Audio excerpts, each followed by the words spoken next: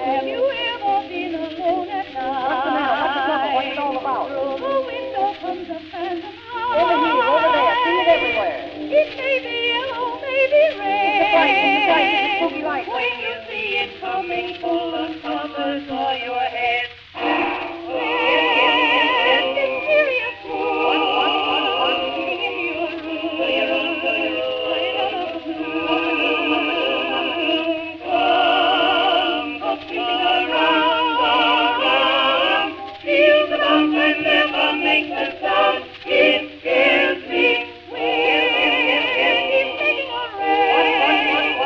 You're feeling afraid.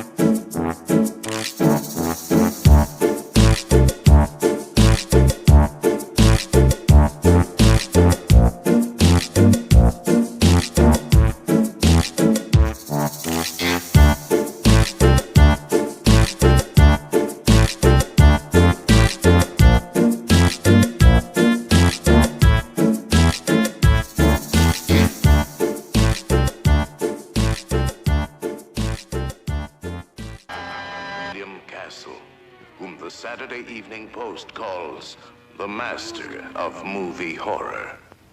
Do you believe in ghosts? I do. And you will too, when you come to this theater and see my picture, 13 Ghosts. No more dictation today. When you see 13 ghosts, you'll be given a supernatural viewer like this, which will enable you to penetrate for the first time into the spirit world. It will let you see all 13 of our weird, wonderful, and wildly assorted ghosts. Now, brace yourself as we take you across the threshold of our haunted mansion, where there's a ghost for everyone in the family. Father, mother, sister, brother. You'll be scared stiff too when you see what they see. 13 ghosts, materializing in ectoplasmic color through the magic of Illusiono, the Ghost Viewer. Ah! The ghost of a lion in the basement. The ghost of a murderous cook in the kitchen. Stop it! Stop it, I say! The ghost who speaks through the lips of the living. Death tonight. To one of you. The evil ghost in the bedroom, fighting to take possession of this beautiful girl. You'll feel all the thrills and chills of seeing one ghost multiplied by the magic number 13.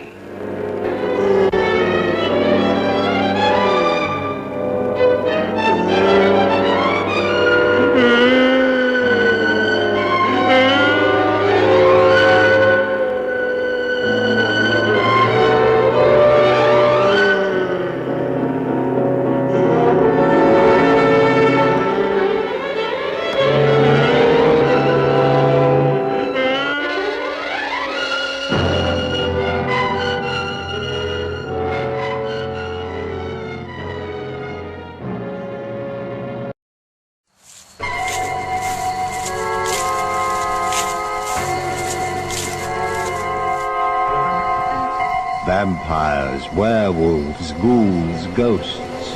Mummies that come back to life after 3,000 years. The magic moments of terror.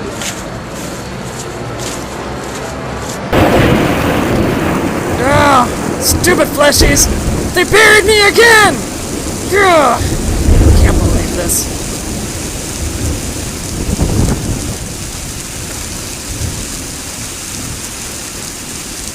Fleshies! I hate fleshies! Just eat them all.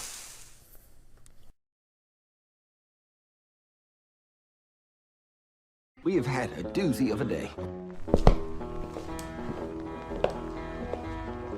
What an excellent day for an exorcism.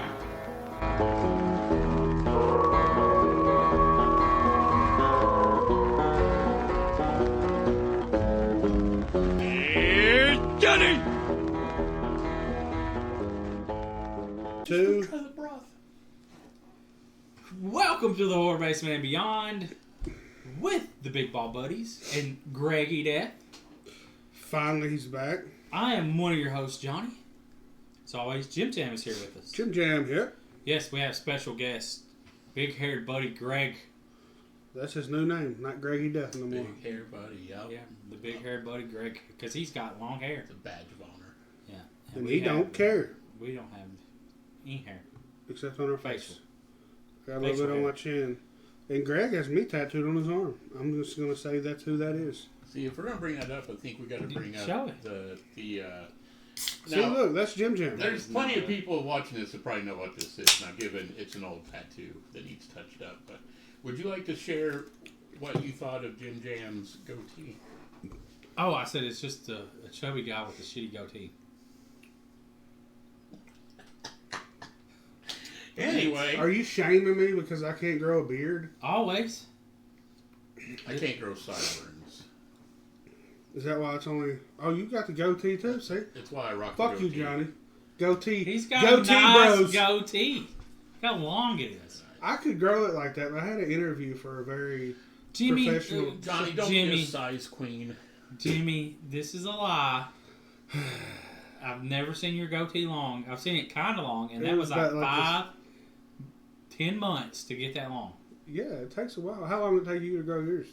I was clean shaven yesterday. Oh, you lying motherfucker. You lying motherfucker. You gotta watch this on YouTube or Spotify. Or on Tingler Television. Or on Tingler Television. Yeah. I would like... Tingler Television I'm gonna... Since we're all here, we have been all day, I'd like to apologize to you two for the Menudo. And he's I not, didn't think he's it was not going to be talking bad. about the Ricky Martin band either. We tried Menudo out of a can, It's and I've always wanted to try it. It's so bad. Why would you want to try it? Because I don't know. It's a Mexican national dish. It smells like they just took a shit in a can. Because it has corn in it and everything. Has your has curiosity been quenched? Are we done with Menudo. We're moving forward past Menudo. What's your next adventure, Johnny, that you want? Well, I still want to get cheeseburger in a can. The cheeseburger. Yeah, I know what you're talking about. Can't find them. Cannot find them. And, well, we're going to do Stroming one day. But we're going to do it right. We're going to get the pita bread. We're going to get the sour cream, the onions, and the potatoes. We're going to do it. And you open it underwater. And I think you kind of rinse the fish off. Because once you rinse a fish off, it's just bone, so there's nothing to eat. What? I think you got to just eat it, man. No. We're going to do. I want to do it legit, like they would do over in Sweden. I want to give it a chance. Their taste buds are probably similar to the people in England that like to drink cleaner. What are you talking about? Remember when we got the box from we tasted the soda from the Tingler soda or whatever it was. Tasted like straight cleaner. Yeah, there was some bad stuff, but yeah, it was biscuits and crisps, and their chips are fries, potato fries. So I'm trying to fucking apologize to you guys. Okay, well hold on, because there's more to this story. I need a better apology because there was also pickle ice cream, which was shite. There was jalapeno peanut brittle. Jimmy, they got me to buy that, and I just It forgot looked like about gremlin shit. I forgot that I even had that. Okay. Okay. Apology accepted. I was told here's jalapeno brittle, and it's like we can make a video out of this. I don't feel sincerity in it, so. And I really apologize for the menudo. The other stuff I don't apologize for. Fuck y'all on the other stuff. That shit wasn't bad at all. I mean, was it good? Yeah, I mean, he didn't even. I don't think he even apologized for the gefilte fish. So this is sincere. I accept I'm not it. apologizing for the gefilte fish. That was just mercury flavor. Was a soggy fish meatball. Yeah, it was bad. I'm not gonna say it, but there's no need to apologize for that. The menudo, I'm sorry for you tasting straight shit. Yeah, intestinal tract shit. Like today. I said, man, it was like I a apologize. sumo girl's thong. Just wrung out. And I didn't think they would sell poop flavored stuff in a can at Walmart. It was. You bought that at Walmart? Yeah. I bought it at Walmart over a year ago. That's probably why it's even worse. I bought it a year ago. Marinated. It had a 20-25 shelf life. Could you imagine? It tells you a lot of stuff about how good it is. Could you imagine what it tastes like in 2026? I hope I get powers. I don't know what shit kind powers. You'll shit and it'll become strings. I hope and I you'll turn be into able to Ricky control Martin. them. You'll be like the new Gen V. She controls blood. I don't know if anybody's watching. Yeah. But it'll be shit. So you'll have to shit your pants and He's it'll gonna be come like, out. You have no option but to be a villain. What's the Octa? Shit is your superpower. You have to be Is a it Dr. villain. Octa or whatever? Yeah, Dr. Octa. But instead, it coming out of his back, it's coming out of your butthole. Yeah, you Well, gotta no. be a villain. You have to watch Gen V. Like, it's blood, but it splatters down. So the shit, once it loses its power, it'll just. Yeah, you can't like stop a bank robbery and then shit the bank and be like, "Well, I'll be on my way, everyone." Yeah, so it's you robbing the bank with shit. Yeah. But you'd wear a mask, right? Like a good. Only like thing that can identify airtight- you is by your butthole. You'd have to. But you'd wear like an airtight mask, and then you'd have to eat menudo all the time, so that your bowels are just so fucked up. This is the struggle. Yeah. This is the real struggle of being a super Because it would villain. have to be like, I mean, more liquid. Like, because if it was solid and you just slap some, like, what if you ate a bunch of steak and then you went out and fought crime? You just slapped them with shit bats. What if you like really focused on your fiber intake and you could club them with it, right? Yeah, shit bats. Just it would smash. Who's making this fucking movie?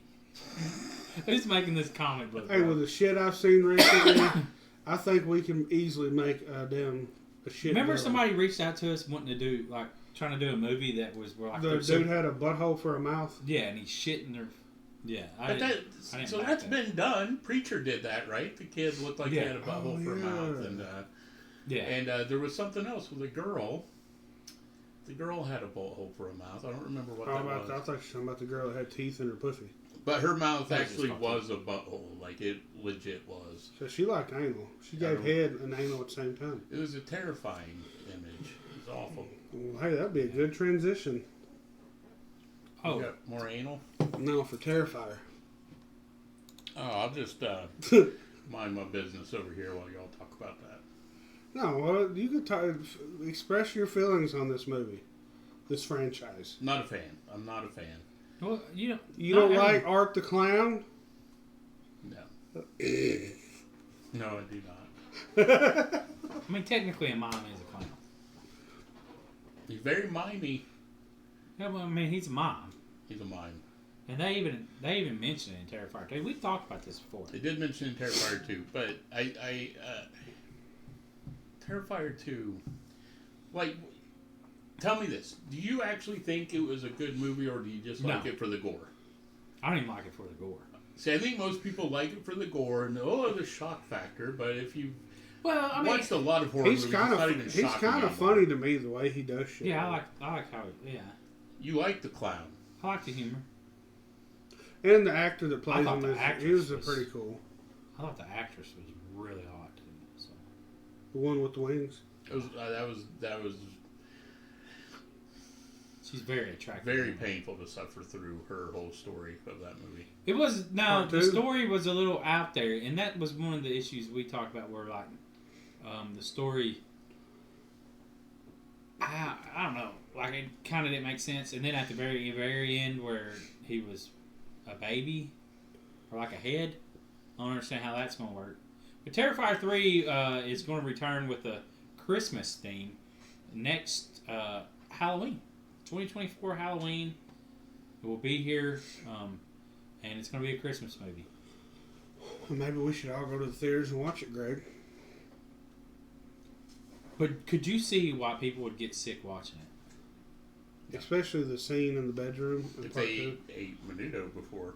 But like, if you was an average like person, and then like you didn't watch a lot of horror movies, but you've been hearing about this movie, and then you went to the Olive Garden and ate a shitload of fettuccine Alfredo, and then you went and watched Terrifier 2, and you seen him like fucking sawing on the girl's leg. Like you could see what people. Well, yeah, I mean, we hear about this when movies come out. Like people are passing out watching it, or like Each of the Killer, they handed out barf bags. Yeah. Like at the premiere. Yeah. And stuff, you think that was more of a gimmick? I think it's a combination of things. I think it happened. Just that weak stomach. Yes, that's what I'm saying. I think it happened, so therefore, you always amplify it and ramp it up, and then put it out everywhere. Yeah. Right? Like as a movie person, if you own the movie, you're going to do that. If you make like gore-based horror, and someone pukes watching your movie, you're fucking stoked. Yeah, gotta be. Like that's you want that. You want that to happen. Because I'm not into gore. Like I've said it many times on here. Gore is not my thing. I love fun gore. I love gore done right. I don't like gore for gore's sake. Is Friday the 13th gory? Not really. Like where he's like bashing people. I think some people would consider it. I think. But if you think about it, everyone's favorite kill from that whole franchise has zero blood, zero gore. Where the guy gets his head knocked off? No, the sleeping bag. Oh, fuck that kill. The guy gets his head knocked off is the best kill in the whole fucking world. That's probably my number 2. That is my number 1 fucking favorite. Halloween Hollow, we have the but the sleeping bag thing, I understand, because that was something new, totally never seen. Yeah. It's a great kill. Dude, that zipper on that sleeping bag is fucking strong as fuck, though. Well, to stay holding. Back in the day, Jason's so strong. They made him good back in the day. But Jason was so strong that he was able to pick him up. But Kane Hodder said that he had issues holding it because he had the gloves of Jason's hand. Yeah, that'd be horrible. Yeah. It'd be super hard. Seems like they would have like sewed some straps on to where he could hold it, but yet it's still kind of strapped to his hand, and it would have made it a lot easier because it'd be super simple for someone in the movies to sew, right? Let's go back to Jason Takes Manhattan for a second in this boxing match scene, okay? Yeah. Right?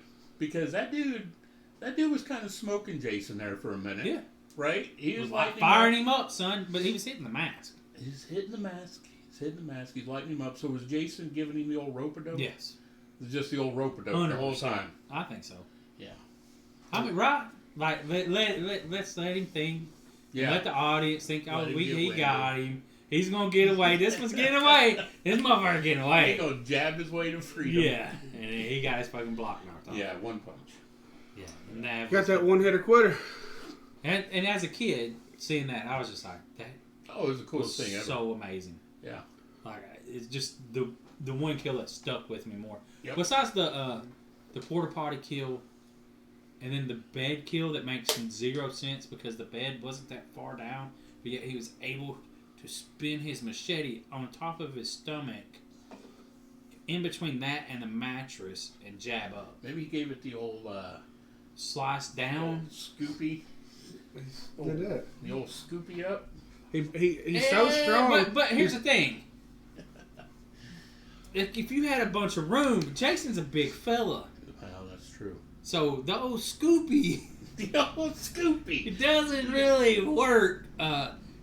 So that's my only issue with, that kill. When we start trying to look at reality based in these movies, we're going to get in trouble. Yeah, that's why I'm just, but, I thought about that, and it's like, maybe he took and slit it, and like, you would still cut through the bed. I had a friend the other day. We were talking about the But Chucky then again, show. it's a box spring.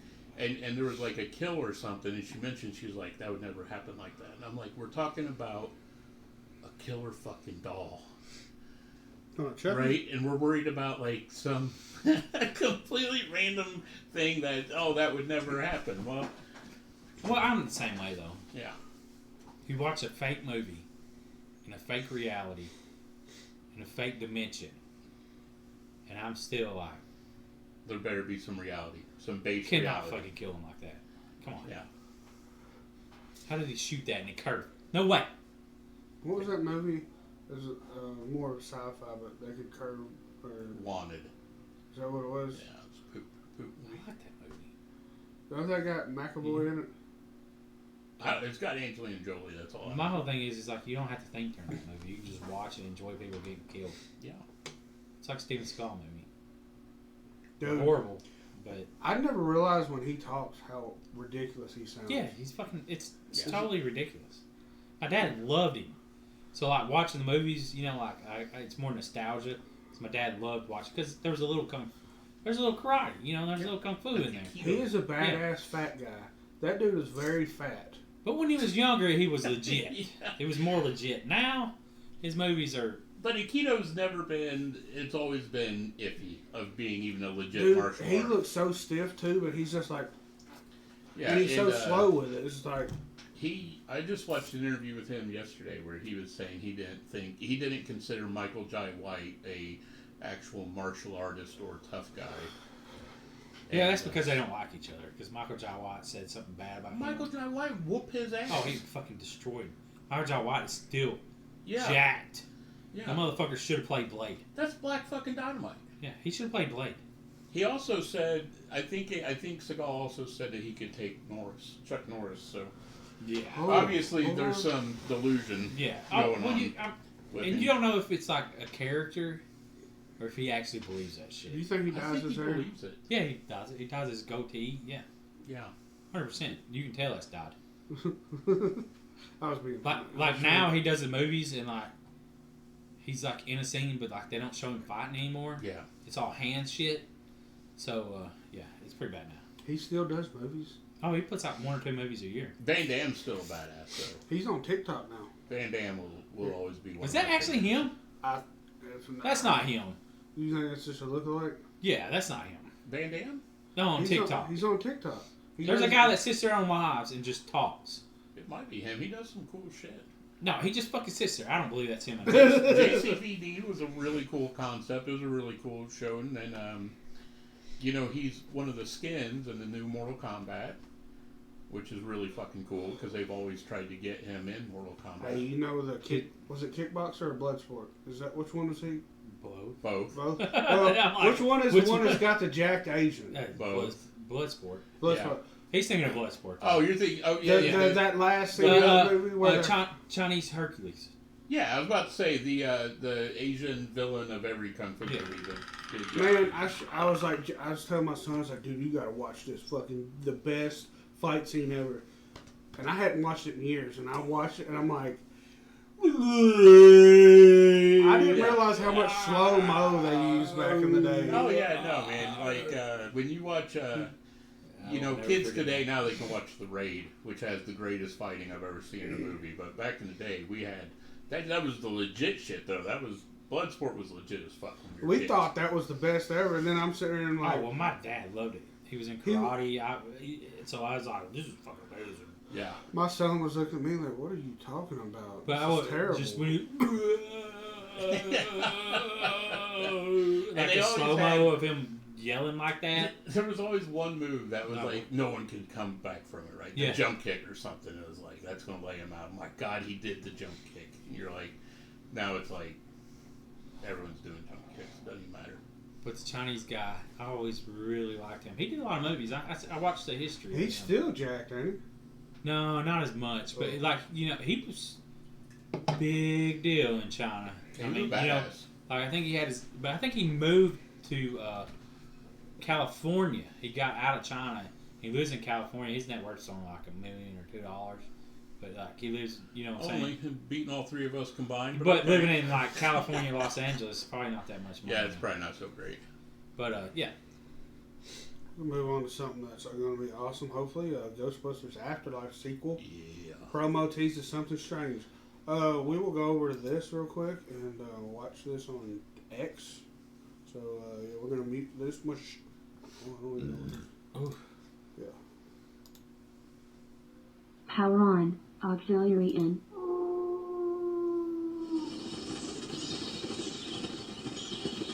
That's it. Yeah, that's it. Hey. We've already seen this. Yeah. Yeah. So. It's dope though. I love the logo. Like we seen the logo, fucking months ago. Yeah. So I'm not sure what. They just released that on Halloween, so I guess. So there is the rumor that it's called Frozen Empire. I don't know. It's gonna be in New York. It's gonna be in New York. Yeah. So Frozen Empire kind of makes sense with the Frosty logo and everything. So they're gonna have a ghost that'll freeze stuff. Maybe. Is Arnold Schwarzenegger coming back? We can only hope. Oh, Mr. Freeze. We need a Batman Ghostbusters I am. This is probably the movie I'm most excited about right now, for real, because me and my son are huge Ghostbusters fans. I've been playing Rise of the Ghost Lord on Quest, the VR Ghostbusters game. We got a Quest. Jameson was wanting to get the Quest too. Yeah. Apparently, it's where you can something different about it, where you can actually play games in reality or something. The AR, augmented reality. Yeah. So the Quest 3 does that. The two does it a little bit, but so it's the 3 that he's wanting. Yeah, the 3's the new one. But you should, if you like Ghostbusters, you should try to become a Tennessee Ghostbuster. Yeah. So about that, we'll definitely need a second job because Ghostbusters props are not cheap. Well, if you talk to Phil, he will help you. But this is a good segue into the HasLab stuff. Yep. Speaking of Ghostbusters props. Ghostbusters Plasma Series, HasLab 2 in the box, Ghost Trap and PKE meter. You can have it yours. You got 37 days and 9 hours and 58 minutes. It's $2.99. You'll have 35 days. Yeah, when it comes out. But this is like legit replica, like movie replica props. I'll show you for your outfit. Your just to display. I don't think they're metal though, right? They're plastics, right? Like they're toys. I think they'll have some metal components, but like the edging, like that looks metal right there. That's plastic. This is as close as you're going to get to an exact like movie replica. Unless you was able to design your own. Will the PKE meter actually work? Yeah, you can hit the button over there. There's a huge modding community for the HasLab did the pack where you can actually change out parts of it to make it more movie accurate, more screen accurate, and I'm sure they're already eyeballing these things, planning on modding them. Yeah, and if you don't know what HasLab, you just go to. I just typed in HasLab. Yep. This Google one HasLab and it'll come up. Yeah.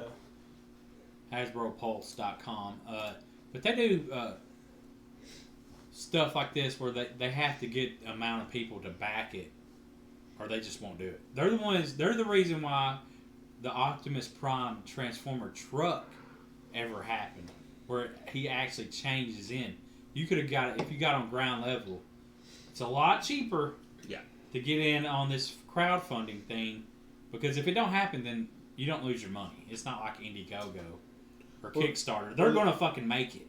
But if it does happen, you're not going to get it for $2.99. No, if you don't back it, yeah, like this right here will be $500. Easy. Easy. 5, 6. It'll always double in price. You ordered this? No, I haven't. I'm still thinking about it. Well, if you get this, then that's 2 things you can put on your belt for your Ghostbusters outfit. I'm just like the lackey Ghostbuster. I just follow around with traps and the PKE meter. You are the new guy. The new guy. Let everyone else have the proton pack. But you're eventually going to get the proton pack. Now what you'll do is you'll go get the cheap costume, and it'll have the blow up one. And you'll have legit Okay, all right. PKE and trap. Let's see where you're going. And then with you'll this. have a training proton pack. You know what? And then you'll put training on your outfit. Look, while we're talking about this, right, yeah. So I've been shopping for like the HasLab proton pack, and I always look on Facebook Marketplace.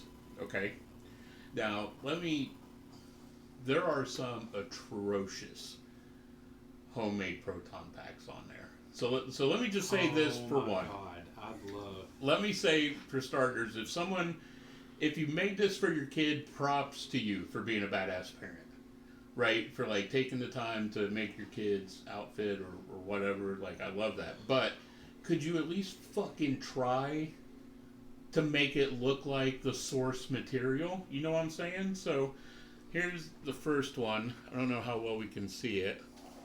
No. So, they at least kind of tried to get the cyclotron. Yeah. Like, obviously the wand, I don't even know what's going on with the wand there, but... Okay, so there's... People would understand. So does it get worse? Yeah.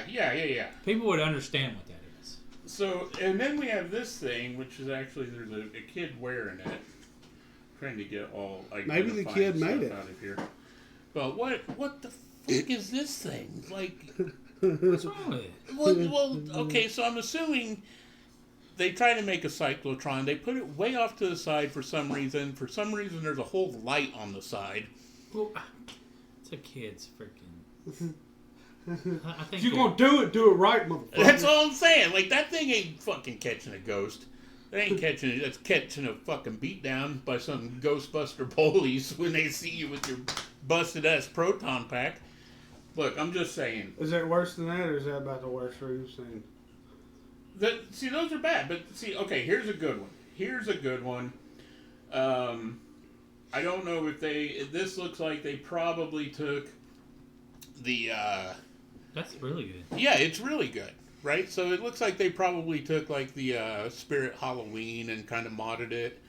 But source material, right? Why is it so dirty? It looks like a fucking proton pack. That's all I'm saying, right? Was their shit that dirty? I mean, a been in the fucking field. giant marshmallow person blew up on them. Their shit gets dirty. Yeah, but they don't live in dirt. They live in a big city. Well, not in Afterlife. In Afterlife, the dude, fucking Egon's a dirt farmer. Well, I mean, I like the new Ghostbusters. Too fucking shea, buddy. It made me. I like the new Ghostbusters, fucking but I'm shade. going to say this. Did you cry? Oh, yeah. Oh, I cried. I cry every time I watch it. But, Johnny has no feelings, so. I didn't cry. It's a beautiful fucking movie. Yeah. It's a good movie, but the original It's beautiful. is It's my like- source. It was like Miles Johnny, Moses. you need to be in touch with your feelings. No, I can understand why people cried. Why can't you just let it go? Come on, buddy. Let's have a good cry, right? I'm going to see you. I mean, it was kind of. I don't know. If I see Johnny cry, I'd probably fucking bawl I'm my gonna I've come over. cried. Let me. Thank Oh, Come my here. God. Come here. Okay. Jim, get the other side. Shit. Come on. Come on. Let it I out. love you guys. Let it out, buddy. I love Let you. it out. It's gonna- Yeah, there it is. All right. Yeah, there it is. All right. Okay, the hug's stopped, so I'm not crying no more. So I'm not getting hugged. Okay, we got it. He only cries when he's getting hugged. Yeah. Now someone that's gonna see us at a con. is gonna come up and hug you. When Iron Man died, I cried. Well, I Did didn't you cry more when Iron Man died or when Peter Parker disappeared? I probably teared up on both. Yeah, that was rough. I mean, because the Peter Parker one, I don't want it. That, woo! Oh yeah, That's hard. 13 Reasons Why, that movie or that TV show. I only watched the first season. Definitely cried in that. That's why I don't watch shit like that. Because it's too fucking emotional. Is Marvel ever going to be able to fucking catch that again? No. That magic. I don't think they can. Damn, I was trying to think of. If there's been another movie recently where like I didn't cry, but like you could feel, sad. Slaughterhouse kind of got me a little bit. Oh, really? Yeah, Slaughterhouse new movie. I think we talked about it a couple weeks ago. We did. Or a few weeks ago. I love it. I haven't got to watch it. I absolutely love What's it. it on? Did I send you at Hulu? It's on Hulu. Did I send you that? Or did you already know about it? I think you might have sent it to me, but I already knew about it. But I wasn't super stoked about it. Like, I thought it was going to be just really dumb. But it's really dumb in a really smart way. Like, they knew it was dumb and really embraced it and made a magical fucking movie. So they wasn't clowning around when they made that one, huh? See what you did there, and I'm going to just skate right past it. Yeah. So let's skate right past it and into a chainsaw. The Texas Chainsaw Massacre video game promo teases an addition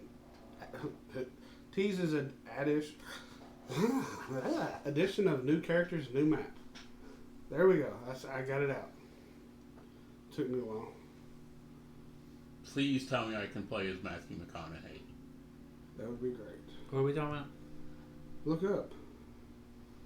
Oh. That would be awesome. I'm going to say this. Texas Chainsaw Massacre game is okay. There's only 2 maps that I got to play on. And it gets a little boring. And then you don't get to even practice, so you don't know where fucking shit is. So if you suck to begin with, and people have been playing it, you're going to get in there, and they're going to know where everything is, and you don't know where shit is. So you're going to die. Or they're going to get away. Yeah. So, you don't get to see the map. You don't get a fucking... You know what I'm saying? Like, just a sense of where anything... And I understand, if you're an actual victim, you're not going to know where anything is. But if I'm fucking living in the house, I should know where shit is. Right? So, yeah. It's kind of fucking annoying. You play it for a while, and then I paid fucking $40 for this fucking game. And it's... Yeah. See, I'm holding out for Killer Clowns.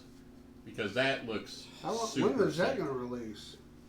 They haven't given a date yet. They've shown some new footage not too long ago. It looks Is that where the utterly clowns, amazing. Yeah. They answered the door and they had a big stack of pizzas. Yeah. You know, we watched the trailer for it. I did, before I left, though, downloaded the RoboCop game. I seen someone playing that. I didn't know if it was legit. Yeah, so it looks super good. I've heard really good things about it. I'm going to shoot someone in the dick. Is it on PS5? Yeah. Is it free? No. Yeah. Definitely not free. How much is $60, it? $70. Yeah. There's a $60 regular edition, and then there is a $70 Alex Murphy edition that gives you different skins and stuff. Wasn't RoboCop in Mortal Kombat also? Yeah, he was in the last one. He was very nimble, huh? New Mortal Kombat first DLC's coming out next week. What do you think about the RoboCop movie, the remake? Did not hate it as much as I thought I was going to. Like, it's okay, you know, as far as remakes and stuff go, but you know, that's like 2013. Yeah. No, it makes me feel very long time ago. Someone real cool made it though, right? I don't know who made it. I didn't think it was that bad of a movie, and people hated it, and I was just like, it's a fucking updated movie, man. Yeah. Like, it's kind of like Total Recall, the new one. Like, It's 2014. Yeah. It's before my dad passed away. I just knew that it was... Jose? Because me and my dad got to go watch it. But... That's the guy that made it. What else has he done? But, like the Total Recall movie that was remade was a lot worse than the remake of the RoboCop. And I loved RoboCop as a kid. Oh, like, yeah. I mean, fucking loved it. Elite Squad. He made a lot of action movies. The nuke, you know, like, just the whole aspect of nuke and all that. And then fucking, I was hoping a part 2 would come up just so that they could have got more into that. Yeah. And then you had the kid drug lord. I mean, that was fucking awesome. Like, you didn't see that shit. And he looked badass. Yeah. He did look cool. So, you know, that's always a plus. But, yeah, so, I don't know. Where was I going with this? I don't know where I was going with it. But. So why do y'all think it's easier to write a remake than just a full-blown sequel? Because in a remake, you have to change just enough, right, to kind of make it original. Well, you know, respecting the source material. They always say that shit. To me, that seems way more complicated than just making a really cool fucking sequel that I think people would enjoy more. Right? I don't need another... I think because you already have source material, and then you don't have to be original. How many fucking... It's easier to copy than Texas Chainsaw Massacre reboots do we fucking need? You know we what I'm got saying? one, though. Do we? Reboots. A reboot is different than a remake. No, because that one with what's her name, the one with the pretty eyes. She said, "Do your thing, cuz." She was chained up with her tips falling out. Is that not every Texas Chainsaw movie? That's like. You know about the 2009? Yeah. Was it 2009? One with Trey Songz. Oh no, or was it 2013? Where he was in the basement of the house. They did like 3 prequels in a row, didn't they? They did Texas Chainsaw Massacre, and then like Leatherface. 2003 with Jessica Biel. I'm not talking about that. Yeah, Jessica Biel. You said pretty. Yeah, that's a reboot. They made so Jessica Biel's good looking. So I thought she had pretty eyes though. I don't know if she doesn't know. I guess. No, it's Alexandra Daddario. Oh, Daddario. Okay, I was thinking of her. Alexandra I'm not Daddario. looking at her. I don't even look at her. Yeah, Why? she's fucking gorgeous. I refuse to accept she even exists. Wow. She's that pretty? Yes. Yeah. Dude, did you see her in True Detective? I don't know what you're talking about. Yeah, you saw True Detective. Anyway, Woody Harrelson. Look, let's get back on track. Can I play as Matthew McConaughey in the game? No? I don't get like the vacuum cleaner leg remote control thing going on? Dude, I would. We should see, it'd be cool to see him reprise his role. Did he die in that movie? He should have won a fucking Oscar for that. That is legit some of the best acting I've ever fucking seen in my life. I'm not even lying. To know that that's Matthew McConaughey, and I mean, he plays batshit crazy better than you'll ever fucking see in that movie. Absolute lunatic. Yeah, there he is. Yeah, he's amazing in that. Now, given that addition to the franchise is weird as fuck. That's a weird movie. Is that the one that? Yeah. Does this have? Who else is in it? Renee Zellweger. Yeah. Alone is just a weird dapper and yeah. Which one is? Dennis Hopper's in too. Yeah, he's the one. He was in there with Stretch, right?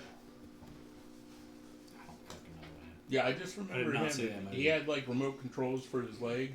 I did not see that movie. Matthew McConaughey did? Yeah. I haven't seen. I gotta watch it again. I haven't seen the majority of Texas Chainsaw Massacre movies. He is the whole reason to watch that movie. I mean, he's amazing. I've seen the original. Maybe he sells Lincolns now. Part 2. I love Part 2 because of Dennis Hopper. I've seen the latest one. We broke it down. The one that was on Netflix. It's great just for the bus scene. I just thought it just making fun of fucking millennials or Gen Z, whatever they are. Which a lot of millennials got real butthurt over. That's why they don't like it. But Jimmy's a millennial. Yeah, technically, I don't claim it. The whole thing about the millennial Gen X thing, I don't know if I'm a millennial or Gen X because I was born in 1980. But if you look at different fucking timelines, I'm millennial and then I'm Gen X, and I think it depends on if someone that was born in like 1982 does the list, or if somebody that was born in 1979 does the list. I'm 80 also, and we're usually cut off at 79. It feels like, and I don't really give a fuck because I'll be a millennial because I have the struggles of a fucking millennial. So I don't really care. I like avocado toast, and I can't buy a home because I don't make enough money. So therefore, I feel the fucking struggle. And then when I do make enough money, the housing prices double. So now I don't make enough money again. So fuck you, government. It sucks, when you make $20 an hour and you can barely fucking live. Yeah, you gotta have. What I hate about shit now is you pretty much have to have dual income. Yeah. Unless you got in on your home when you could buy one at $35,000, you got lucky and was able to have a down payment or get assistance to buy a home for like $50,000. Wait till you get a hefty raise though, and then they bump you into a new tax bracket. Oh, yeah. And it's like all for nothing, and you're just like, you sound like you live this. So depressing. Oh, yeah. So depressing. Yeah. Bro, Uncle Sam's gonna get his money. Yeah, taxation's theft. Everyone. So. Yeah. Yep. I'm not gonna say down with the government though. We'll start getting attention then. Yeah. Speaking of attention, Thanksgiving is coming up. Halloween's over. It's fucking done. We got a whole year to go. Shut your mouth. Got a fucking year to go. And Thanksgiving's coming up. So you need to go watch the Thanksgiving movie. Yeah, and don't try to skip the fucking bird for Christmas. You kill the fucking bird first, right? You got to have Thanksgiving. Yes. I'm tired of people getting their Halloween people already shit got down. Christmas shit up. See, that's bullshit. People already have it. Bullshit. People putting Christmas shit up on Halloween night. Thanksgiving is the greatest holiday. You get food and football, and that's it. Oh yeah, that is football and a fucking nap. I would say this. I can eat food any time of the year. No, man, look, it's different. Can you get? Well, you don't eat probably dressing. I do too. You eat dressing? Yes. How many stuffing? times a year do you eat turkey? Is it stuffing or dressing that you eat? Is there a difference? Yes. Stuffing is cooked on the stove, and dressing is baked in the oven. Yeah, I eat baked all the time. Okay. All the time? Yeah. Whenever she makes it. Okay. Okay. Jim Jam don't eat dressing like with big pieces of onion and hard-boiled egg and the eggs. I don't mind. But like you got an onion problem? He don't like texture. He loves the flavor of onions, but he don't like. But if you mince the onion up and it's soft, I'll eat it. He would. Okay, so if we like emulsify, yes, that Carolina Reaper. No, it's still no. The texture part of that one's not getting me. The heat part is what's getting me. It's gonna hurt. But Thanksgiving, Eli Ross Thanksgiving got an R rating for violence and gore. That's a good thing, right? That is a good thing. That's way better than Five Nights at Freddy. November 17th is when this movie's hitting theaters. 2 weeks. So this is a week and a half. This is the second fake trailer movie from Grindhouse to be made, right? Machete was the first one. Oh yeah. And now we have Thanksgiving. What was the third trailer? It was Rob Zombie did it, right? It was like werewolf, the Nazi werewolf women or something. The one I want to see made that was a fake trailer is Handjob Cabin. That's fucking hilarious. Where was that from? It's just a fucking. Someone made it. Just someone made a movie trailer called Handjob Cabin. Dude, as a total joke. You have not seen this? But hold on. Have I not sent it? Oh, but I'm about to grace your DMs. So this is not going to have a Grindhouse feel. No, it looks good. From what I heard, because someone was saying that Grindhouse didn't do well, or whatever the movie that he originally did didn't do that well. I hadn't seen it, so. Grindhouse? Well, it didn't do well in theaters. I went and saw it in the theater and thought, because I still think that's the most pure, best way to see it. Yeah. Like, with the trailers in between each movie. Like, it was a really cool experience because they've largely stayed true to not releasing those fucking trailers unless you were in the theater. Oh, wow. You know, so I'm sure on YouTube now you can probably find the original trailers, but it was a cool experience in theater. That would be a cool experience. Yeah. But yeah, so November 17th, what's your favorite part about Thanksgiving? Let us know. Hit us up at 931-325-9755. Leave us a voicemail or text us. Let us know what your favorite part of Thanksgiving is. Is it turkey, dressing, or is it ham? And if you need to rent a boyfriend to show off to the family, Damn, Greg just told us he's a prostitute. Oh, yeah, boyfriend. He didn't say he was giving you sex. Yeah, no, and you don't even have to pay me, right? Like, I just want the food, so I'll just show up. That would be pretty badass. And yeah, I will sign up for that. I'll hold your hand. I'll snuggle. say pretty in front of your grandma. I'll kiss you on the cheek. Hug your mom. Tell them that this is the best woman I've ever met in my whole life. Yeah. I mean, fuck, I'll propose to you if you want. That would be fucking epic. And then during Christmas, you can slap me in the face and say that you caught me cheating. Yeah. And I will run out crying. No! Well, I'll grab the fruitcake and then run out. I won't grab no fruitcake. I will slam the fucking mashed potatoes on the ground and fucking run out. Hey, Greg, when we're done with this, we're going to record a promo video for you for Thanksgiving and boyfriend. And we're going to put it on the Big Ball Buddy. It's out there. You know, once you throw it out in the universe, that's all we got to do. It's out there. Yeah, it's out there. I just want to put it on TikTok because I think it'd be funny. Yeah, but now, like, it's got to be legit, right? Like, family's got to do up to Thanksgiving. Don't be, bringing me over to no KFC fucking shit, okay? Like, there's got to be a legit turkey. It can be the Popeyes turkey. That's fine, but... Well, I want to try that. Yeah, it's got to be legit. Do you eat green bean casserole, Jim Jim? Oh, no, I do not. That sounds terrible. What? It's just green beans and the fried onions and fucking cream of mushroom soup. I only like tater tot casserole. What the fuck is it? Wait, are you just talking about hamburger and cream of mushroom soup or cream of chicken soup? Cream of chicken. You put that on tater tots? Yeah. No. No, you take ground beef. What I do, take ground beef, cream of mushroom soup, peas, or green beans. Killed it with that. Well, that's the real tater tot casserole. You gotta have vegetables. Jimmy, people eat fucking vegetables. Mix all that together. Yeah, it's fucking mind blowing. Mix all that together, pour it in a 9x13 pan, and then you layer your tater tots on it. You can get about 94 tater tots. So it's kind of like shepherd's pie. And then you bake it. Yeah. Well, yeah. And then you bake it and get the tater tots all crispy. This is like hood rat fucking. No, this is a fucking Midwest potluck dinner, you hood asshole. Rat fucking ghetto ass. This is fucking Midwest fucking casseroles. I like cabbage casserole myself. What the fuck are we talking about here? That's the most Midwest fucking thing I've ever heard. You put It's white from rice, the Midwest. hamburger, cabbage, cover that bitch with fucking tons of cheddar cheese. You ruined it with cheese.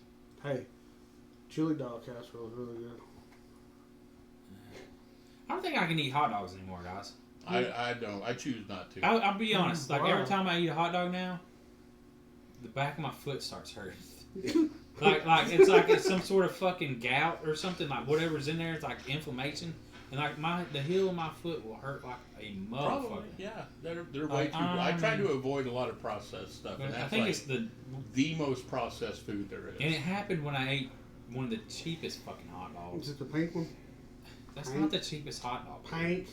No, the Bar S and the fucking Brian's Jumbo Franks are the cheapest hot dogs. Now, I will eat Red Hots still occasionally. The Red Hots are my fucking favorite. But I can eat regular hot dogs, like, like an Oscar Mayer hot dog. But like when I go like super duper cheap, can't fucking eat them. It's the butt. It's the butthole. Yeah, I think it's whatever fucking like extra additive ingredient they put in it. Johnny, so does the same effect if you ever lick a butthole? Does it do that too? Does it flam? As someone who enjoys licking buttholes, I've never had that problem. I've never had that problem. Yeah. That's a good thing. I would see to add that to the Thanksgiving offer. Yeah. Motherfucking phone's gonna be ringing. You know what I'm saying? They lick buttholes too. Yeah. Damn. So, you see that guy that got pulled over for the sticker on the back of his window that says "I eat ass"? Yep. What? Because a cop found it offensive, and he's got children, and if his child read that, then that would just be way too offensive for him. Those kids gotta grow up right too. You gotta know that that's okay. Yeah. Let's put it this way: that guy won thousands of dollars. Because he got actual arrested. They towed his truck, and that is a First Amendment fucking right to have, because it don't show an act, and it's not actually explicit talking about an act of fucking pornographic. So but there's somebody that's riding around Manchester that has a throat goat on the back window of their car. Wow. Well, I don't know. I haven't seen that in a long time.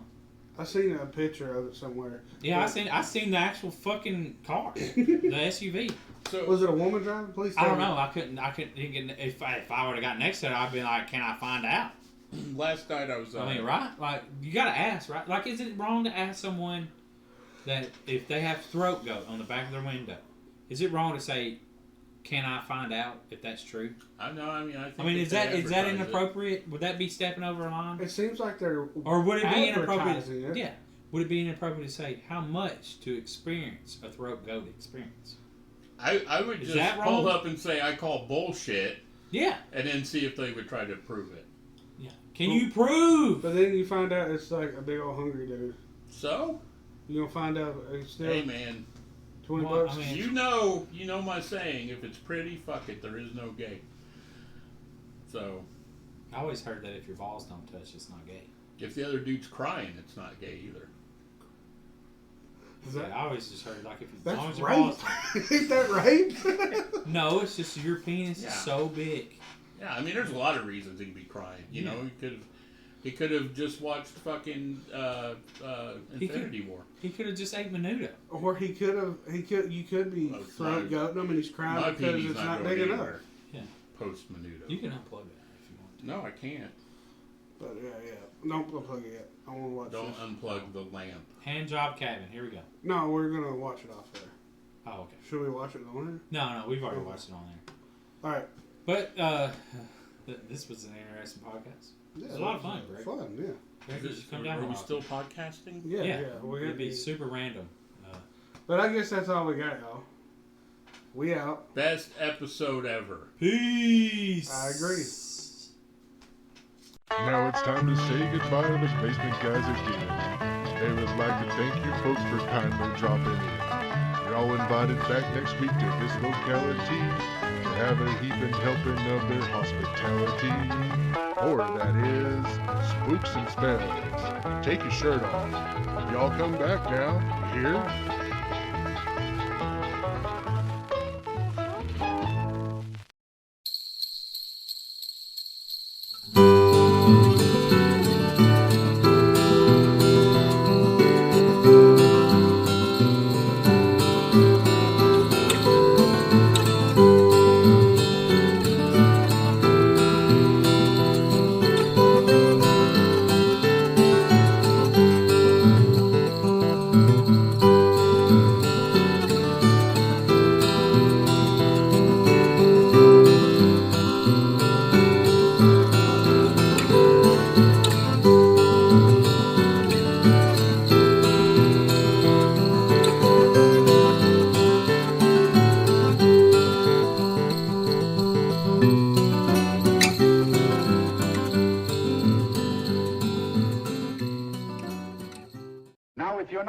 Of something a little out of the ordinary.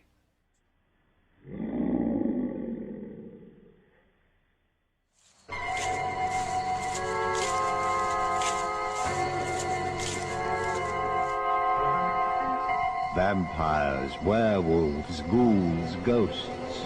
Mummies that come back to life after 3,000 years. The magic moments of terror.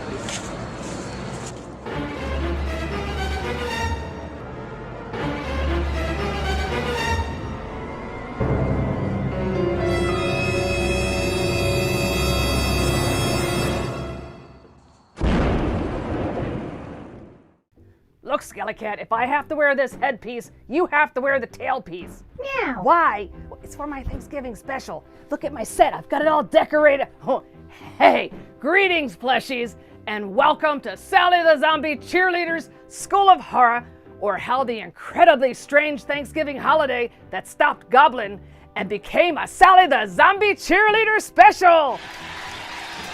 That's right. It's time for tons of turkey treats, family football frolics, scores of surly shoppers, pounds of pumpkin pie, and bunches of bulging bellies. Prepare for another Sally Thanksgiving special. Yay! All right. Settle down, class, settle down.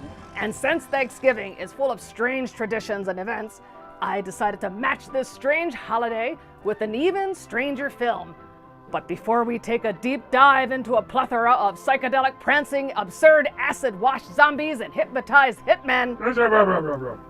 Okay, I'll stop there. Before we get lost in the capers of crazy carny criminals...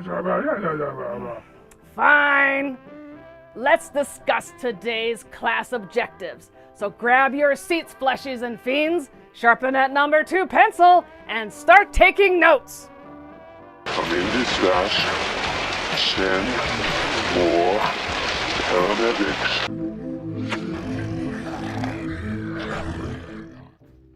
Okay, what will the fleshies and monsters know by the end of class that they didn't know or didn't want to know before tuning in to Sally's show? Understand why the incredibly strange creatures who stopped living and became mixed up zombies is so strange.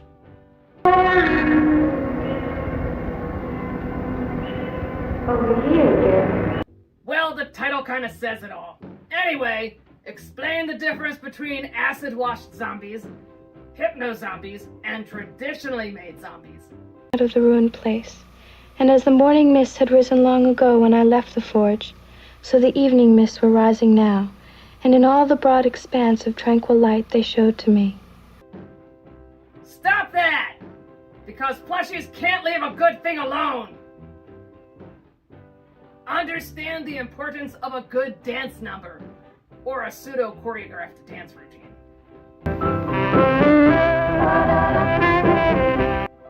Identify and explain the strange Thanksgiving traditions, foods, and events. And I mean strange.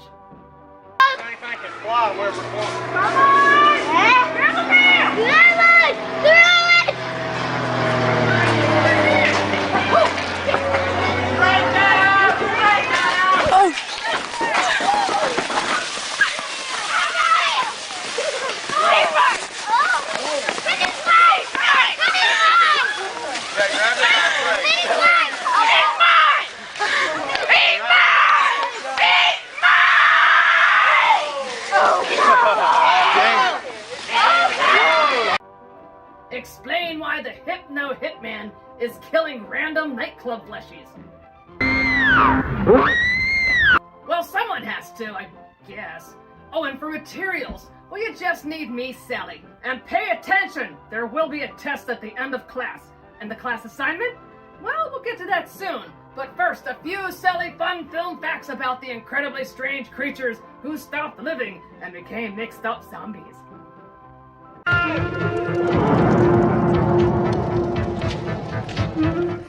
Alright, we have a full class today, so I'll try to keep some of this brief. Now, the original title was The Incredibly Strange Creature, or Why I Stopped Living and Became a Mixed Up Zombie. Well, but Columbia Pictures threatened to sue writer-director-star Ray Dennis Steckler for, $5 million, saying the title was too similar to an upcoming film, Dr. Strangelove, or How I Learned to Stop Worrying and Love the Bomb.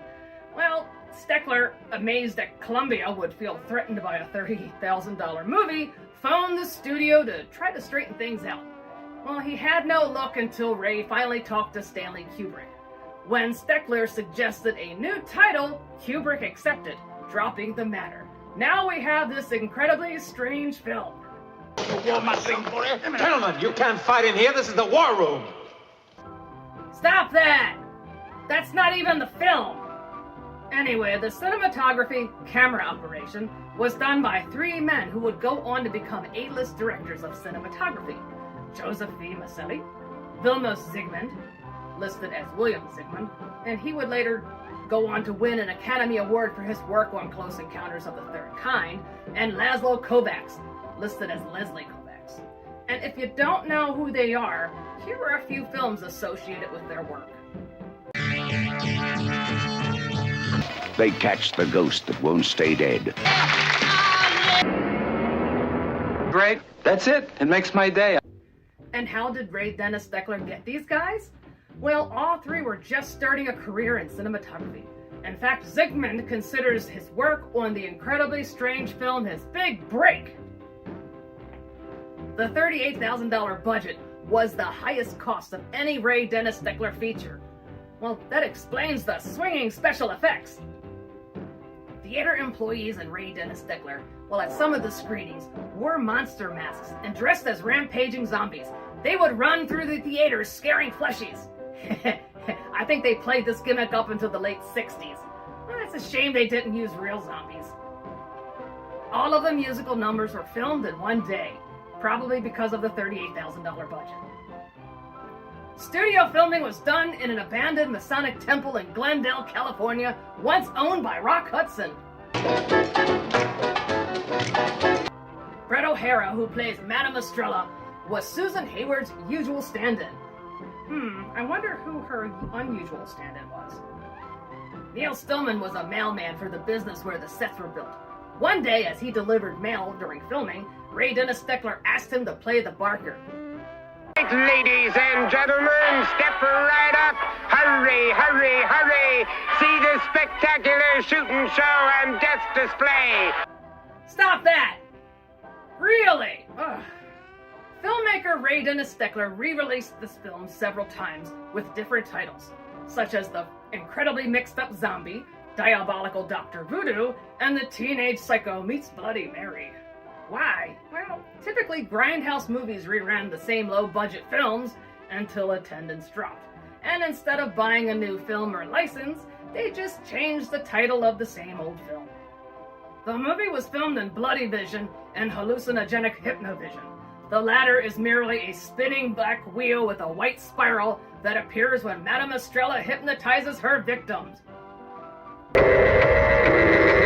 There's an unconfirmed rumor that a very young James Woods was an extra in this film.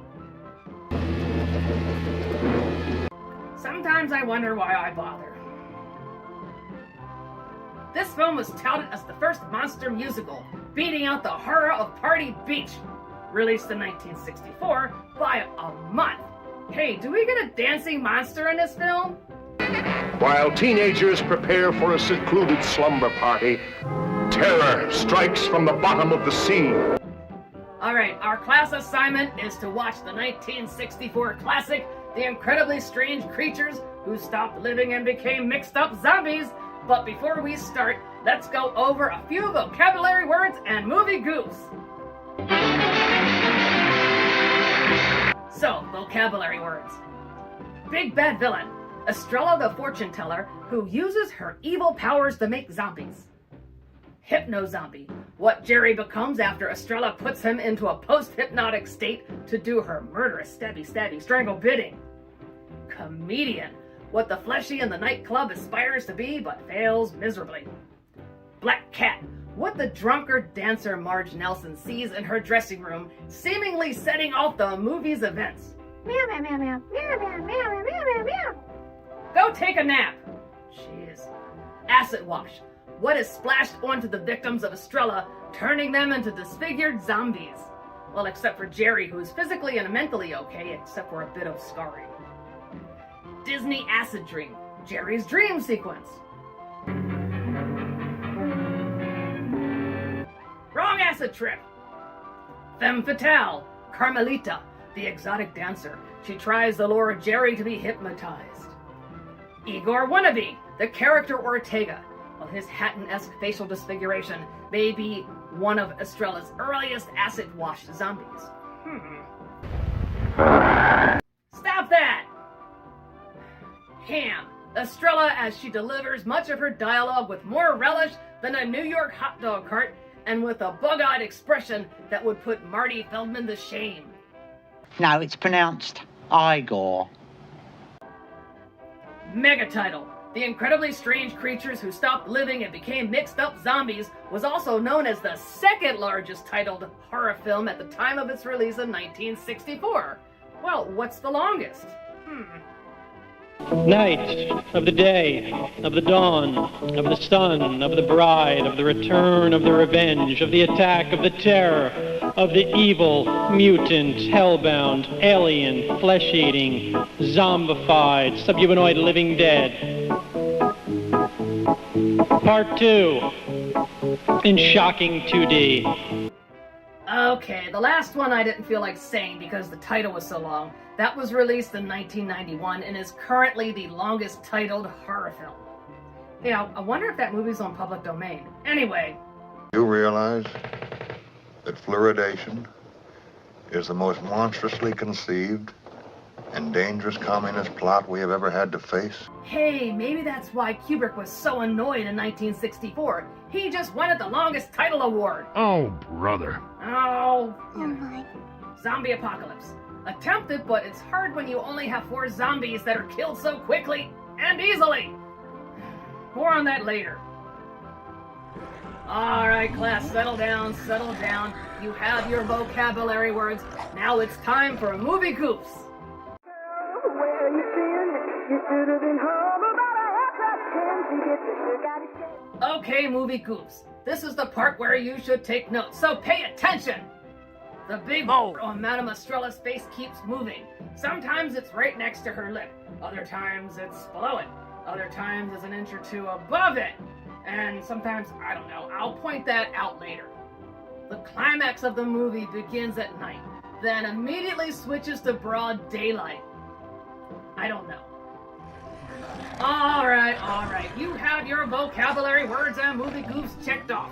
Now your assignment is to watch the 1964 classic, The Incredibly Strange Creatures Who Stopped Living and Became Mixed Up Zombies. Do you want to see a strange, schizophrenic mess unfold before your bewildered eyes? Well, look no further than Ray Dennis Steckler's Incredibly Strange Creatures Who Stopped Living and Became Mixed Up Zombies. Yes, Skelly Cat, that was a mouthful.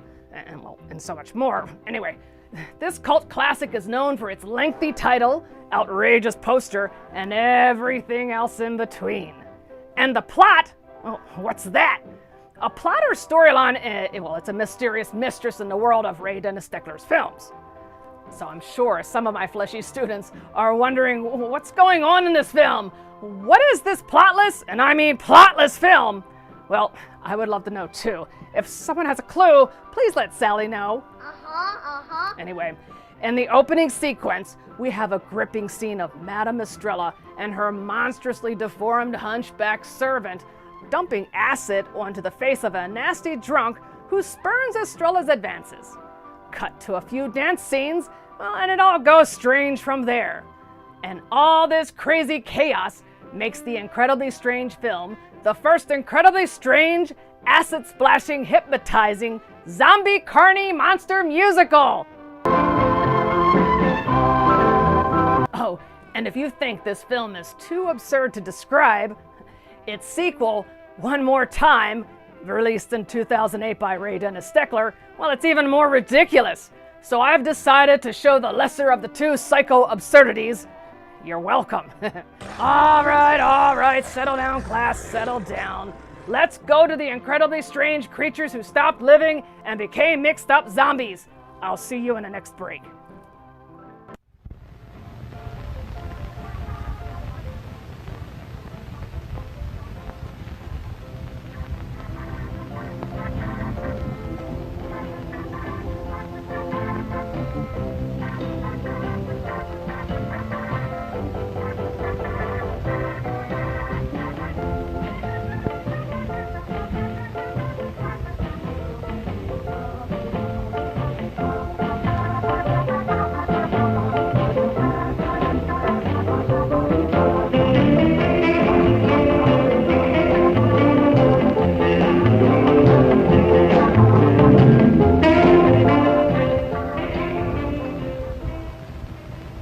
Come on, baby. Give me a little.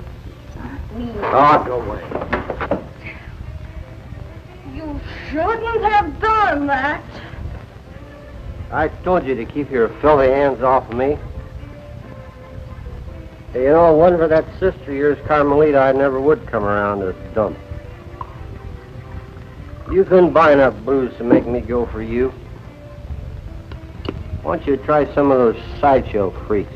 You dirty, filthy pig. So I belong with the freaks, huh? Well, fix you so even the freaks will not look at you. Ortega! Ortega! Take him and make him like my other little pets.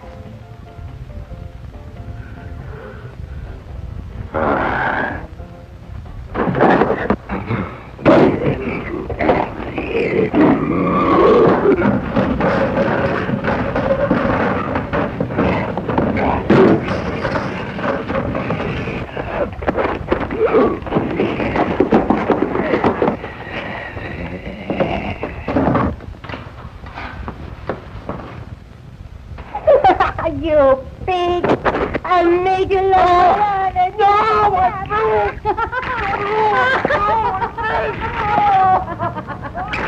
I think I'll get him!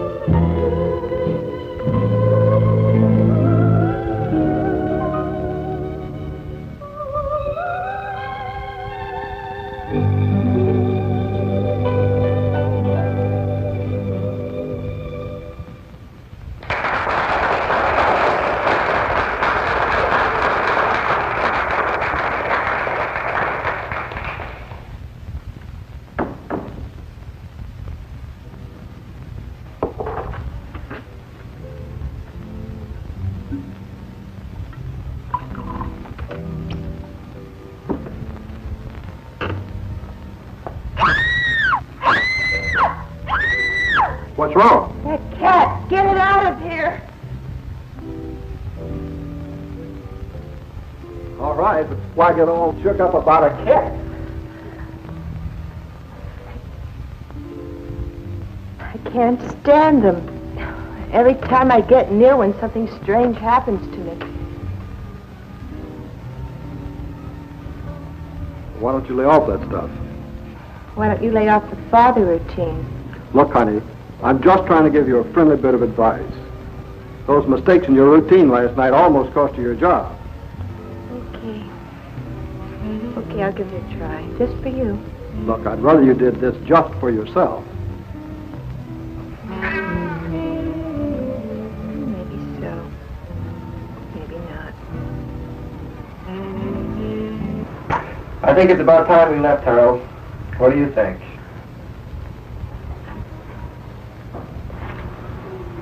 I don't know, Jerry. What do you think? Well, if we're late, you know, Angie's just liable to blow her top. Yeah. And her mother wouldn't like that, would she? Her mother doesn't like anything. Especially me. Well, if you get a job or something, she might change her mind, you know? Job? Be a little discreet about that, will you, Harold? Somebody's liable to hear you. Well, you gotta do something, you know? Why? The world's here to be enjoyed, not to make you depressed. That's what work does, Harold. It makes you feel depressed. So, instead of being in that state of depression, why don't we cut out, okay? Swing it.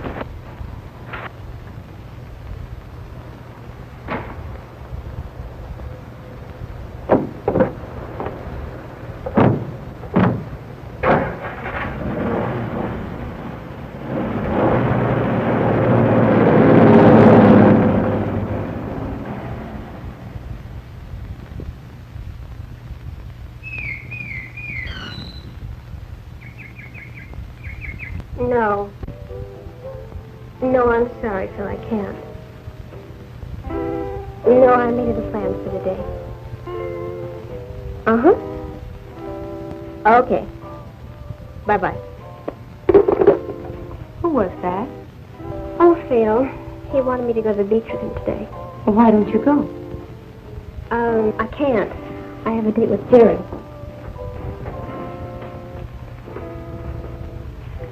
I don't see how you can prefer Jerry to Phil when Phil is such a nice boy.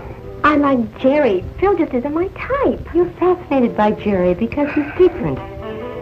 He isn't like any of the boys you know. Oh, Mother, Jerry's fun. He's exciting. We go places I never dreamed of before. Oh, you're right at the age when you could make a terrible mistake. And do you think Jerry would be a mistake? Yes, I do. Jerry has no education. He'll never be able to make a living. Oh, Mother. If you try to build a life with him, you'll be miserable. Really, Mother, you're way ahead of me. I just have fun with Jerry, that's all. Oh, hey, that fleshy Angela was really busy talking to her worried mother about that slacker Jerry and his friend Harold before they drove off, had fun, and went to the carnival. What do you think? Meow. I know, it's a bit... Oh, hey, you're back. So far, we have lots of lounge lizard-inspired dance routines, a few creepy carny animatronic critters, and a drunken dancer who's having boss troubles. Oh, and that black cat. I guess they plopped the black cat in to represent a bad omen or something in this film. Meow. What? I'm not saying it's the cat's fault, but it is pretty coincidental. Meow. Fine.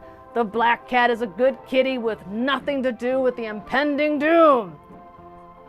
Meow. What? I had something in my eye, nothing. Anyway, we have our strange film. Now it's time for strange Thanksgiving traditions. Okay, settle down. Now I've had a few Thanksgiving specials, and I've pretty much spanked the strange out of the turkey, but not everything.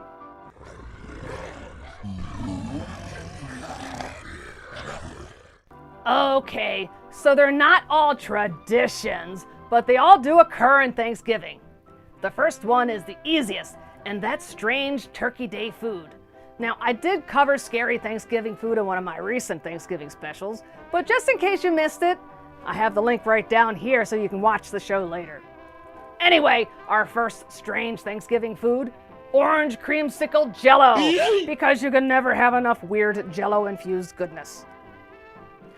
Cheese balls. Who knew cheese had such big What? I was just saying. Strawberry tapioca salad. Strawberry pretzel salad. I have no words. Jeez, what do fleshies have against strawberries? I know, right? Creamy roasted parsnip puree. No. You eat that? I can't. I don't know. Boiled peas. Bruh. Actually, boiled any vegetable, because boiling is where all vegetables go to die. Orange pineapple fluff salad. No! Really, anything topped with marshmallows, and don't get me started on sweet potato and marshmallow bake. God, please, no! No. Creamy green bean casserole. And this is my favorite vegetable dish to hate. With 10,000 grams of salt and that plastic-lined canned food taste, who could resist this terrible treat? Me! Frog-eyed salad. Hey, you make this stuff, not me. Oh, and your favorite fleshy food to despise? Jell-O meat salad. Ah, the gift that keeps on giving. And I'll end it with something, well, worse than cold meat suspended in gelatin. And I bet you didn't think there was something worse than wiggly, gelatinous cold meat suspended in Jell-O. Ham and banana casserole. Oh my God! Hey, winner, turkey dinner.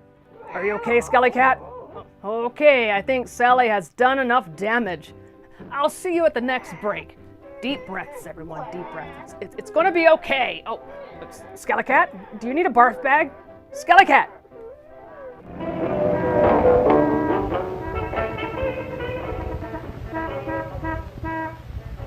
Does he always have to honk that horn and drive like a maniac? All the boys do, Mother. That's the way they are. Yeah, if things that bad, you gotta wash your own car. Things are rough all over. Yeah, the world's in a state of depression. Angela, please don't go. But I like Jerry so much. Someday he's going to meet a girl that is just his type. And you'll be hurt. I don't think so. He doesn't even come to the door for you. He wouldn't be Jerry if he did.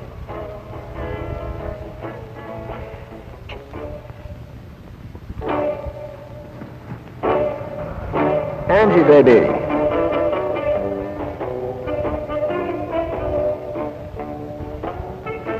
How's college?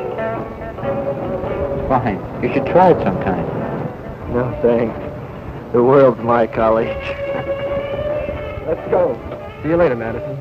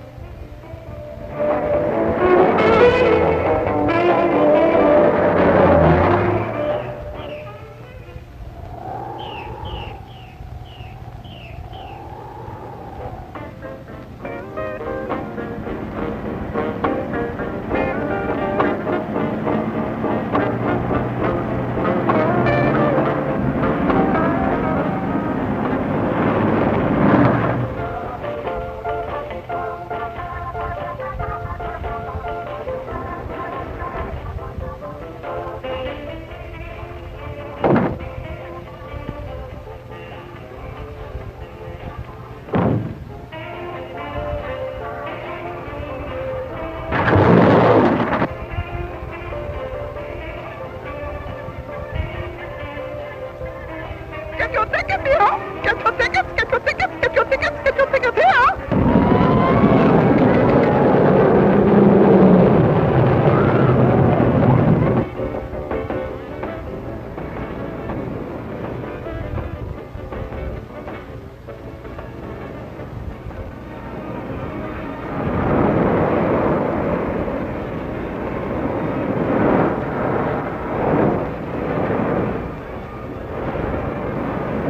Hey, now, let's go!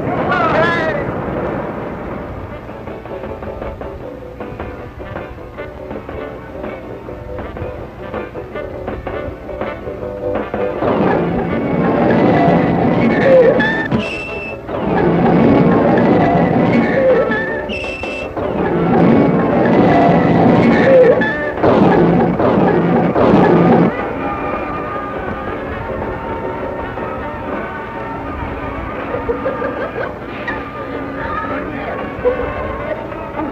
Don't do that.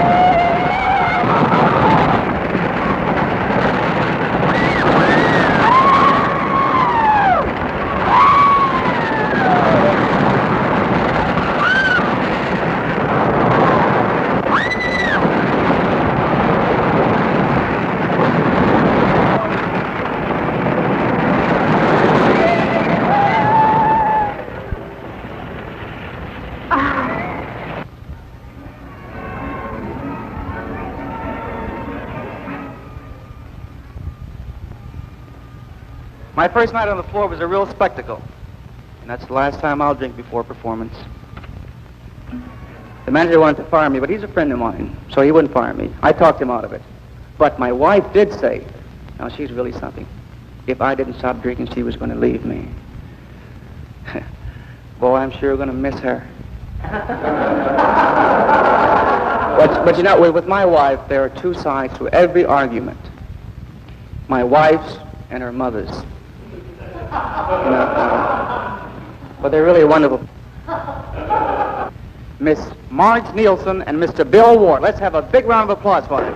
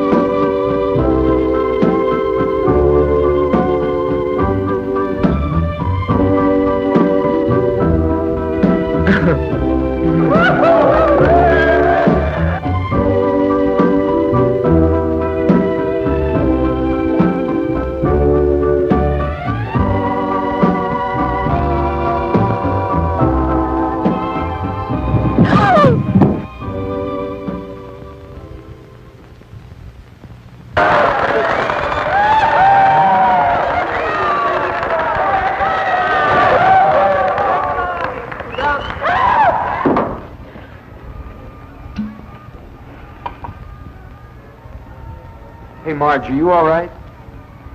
Just leave me alone, will you? Okay, okay. Look, I warned you last night to lay off that stuff. I know, I'm sorry. I can't run a nightclub with a drunken star. Now, you take the next show off. And if you're not back in time for the third show and sober, you're fired.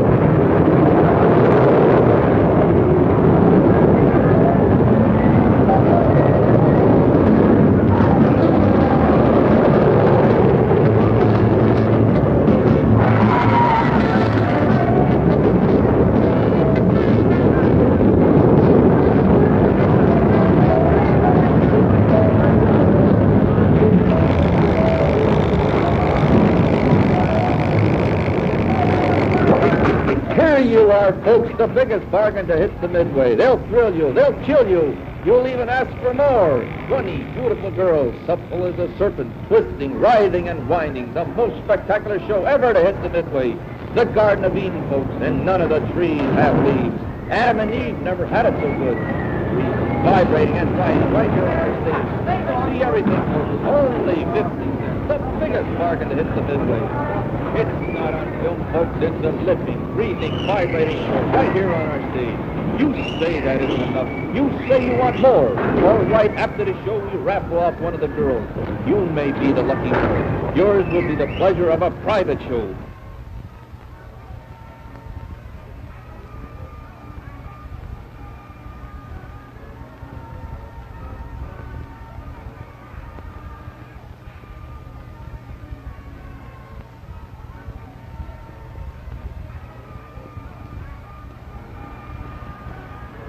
Welcome, my dear.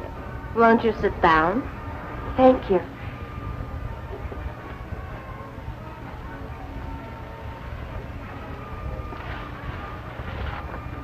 You wish to have your fortune told? Yes, please. It is a thing one must be sure about. But it is a grave responsibility to learn one's future. I'm willing to take the chance. From the expression on your face, it would seem to me that you are searching for something. I'm not sure what it is. I only know that something evil lies ahead for me. Do you feel that your life might be in danger? I only know that something will happen. I have to know what. Then we must consult the gods. I know. You know, Jerry and that Harold, they seem like pretty nice guys. Meow, meow, meow. Yeah, I know Jerry's gonna wind up with a job that ends with you want fries with that. But he's a likable slacker as slackers go. Meh. Oh, hey, you're back. So far we have carnies and carny rides, a carny monkey ticket taker, a carny barker, and lots of carny fun until we return to the nightclub where the sauce dancer is stumbling around to surfer-style lounge music. Well, she's not having a good day, and neither is that comedian. Well, I guess you could call him a comedian. He's just a poor filler stuck introducing the next lame dance act. Meow, meow, meow. Oh, and did you notice something about the fortune teller, Madame Estrella? Your chair, Dr. Evil. Thank you. Whoa!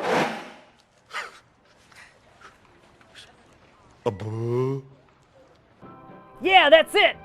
The mole. And keep an eye on it. That darn mole moves around a lot. Meow, meow, meow, meow, meow, meow, meow.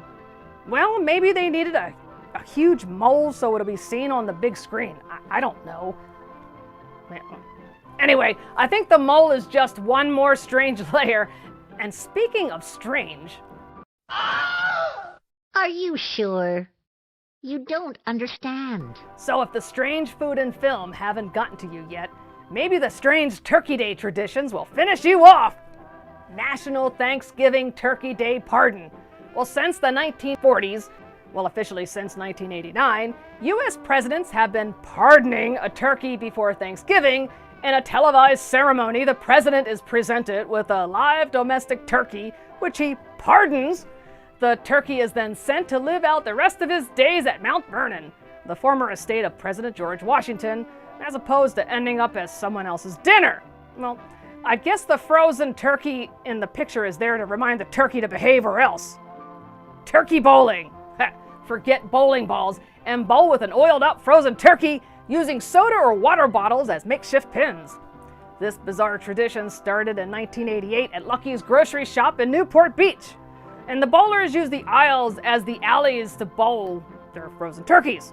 Well, you know, with the price of food these days, I guess you could sell the dented cold turkey as a used tenderized turkey food. Meow, meow, meow. Just saying. Turducken. When the turkey isn't enough, try a turducken. A deboned chicken is stuffed into a deboned duck that is stuffed into a deboned turkey. Well, because I guess you can't have enough birds to stuff in your face. Oh my. The turkey toss. In Indianapolis, Indiana, people have started an annual tradition dressing their turkey in a baby onesie, dousing it with lighter fluid, attaching it to a long chain, lighting it on fire, and throwing it across the length of a football field. This tradition was basically started by a bunch of fleshy dudes who wanted to see a flaming turkey streak across the night sky, and now it's an annual thing. I don't know, maybe you could donate those potential flaming turkeys to a food bank this year instead of turning them into flaming garbage. Meow, meow, meow, meow. What? I'm just being honest. Okay, I'll finish the list in the next break. Let's get back to the film. Meow, meow, meow, meow. I understand. The cards will tell us if we are in danger. What did you see? I'll look for myself. It's the death card, isn't it? Yes.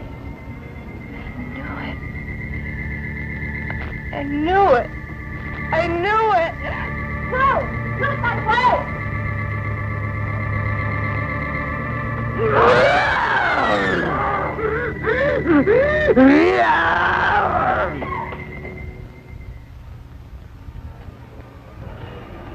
That's going to...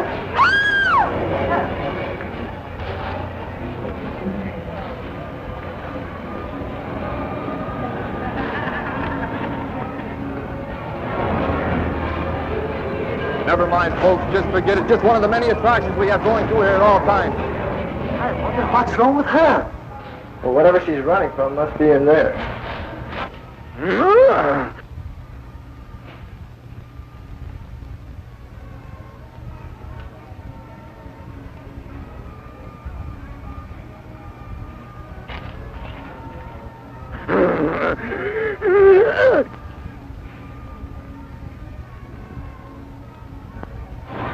Hey, come on. Let's go in there and get spooked, okay?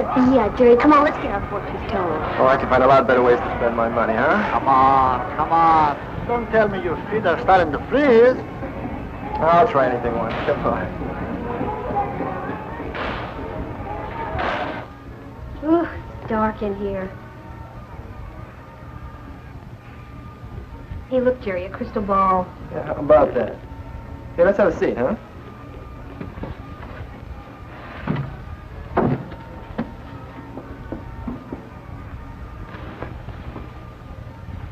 You wish your fortunes told? What do you think we came here for, to eat?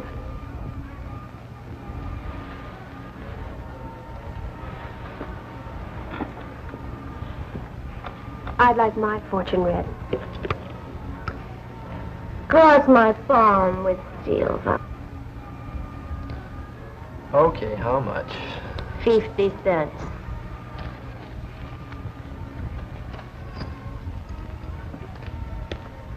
Thank you.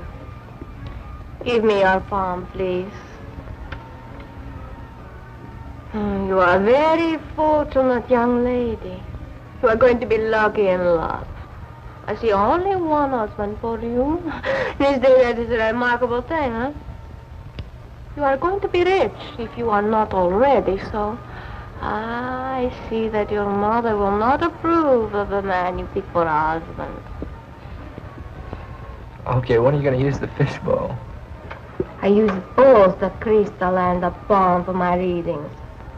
The crystal shows the immediate future. The palm shows the indication of one's entire life. The use of the crystal is very dangerous. Well, why do you say that?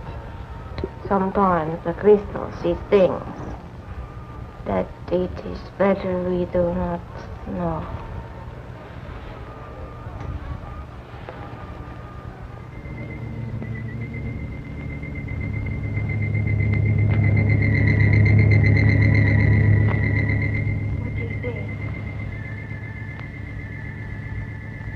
What do you see?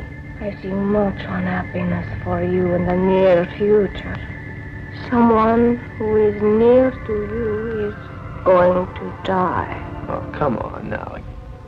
The crystal does not lie. What the crystal sees, it reveals.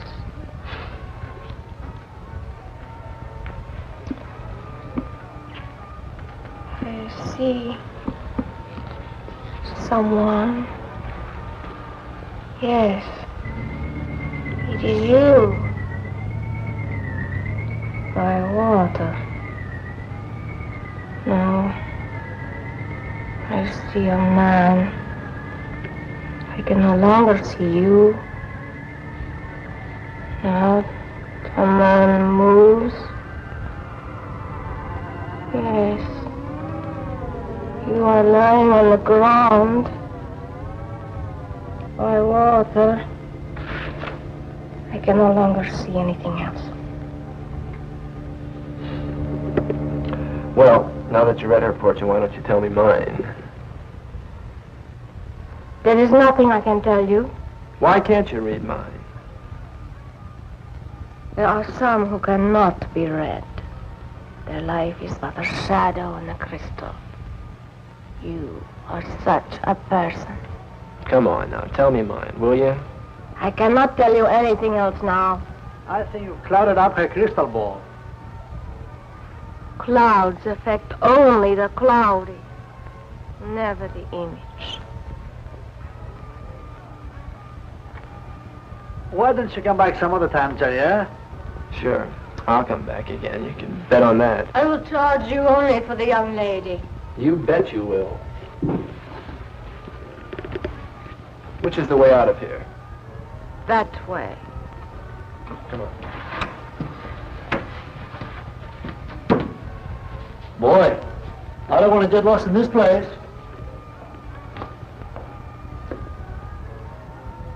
All right, folks, step up and see our show. We have girls, girls, and girls.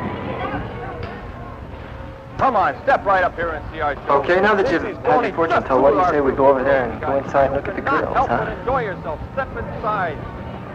Oh, I'd rather not, Jerry. Why don't we go to the fun house instead? Oh, come on, Angel. Let's just stick around a little while, huh? Yeah, that's a good idea, Angie. All right. Just for a few minutes. Ortega!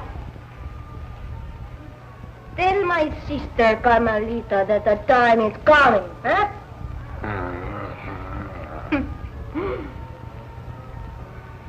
Della, step forward and give the folks a little sample. That's enough. Don't do too much. Pat, how about a little from you?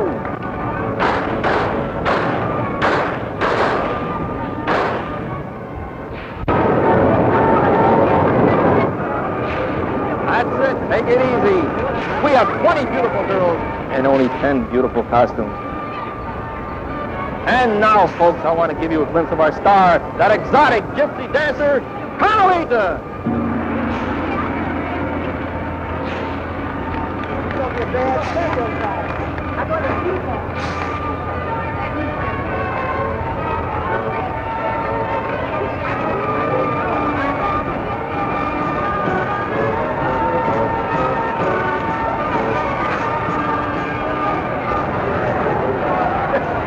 Yes, sir, folks, this is Carmelita, the one and only.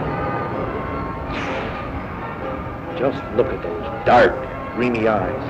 Those lips and that body. What a body. It's covered out here, but on the inside, you will see that body in action. Doing her original exotic dance as only she can do it. Don't miss her. Come inside and see the one and only woman of mystery. Yes, sir, folks, that's just a glimpse of our big attractions we have on the inside. We have 20 beautiful big acts in one continuous show. Now step right up, get your tickets, and enjoy yourself. Come on, Jerry, let's go. No, I think I'd like to go inside and see the show, Angel. Well, I don't. Look, I thought we agreed that what I say goes. It's not that, Jerry. It's just that I didn't like the way you were staring at that Carmelita. Come on, let's go inside. That'll be fun. No. Oh, what do you mean, no? If you go in without me. What are you trying to do? Force me to make a decision between you and that girly show? It's not the show you're interested in. It's that stripper. Look, I'm going to go in there with or without you, so make up your mind. Okay, go without me.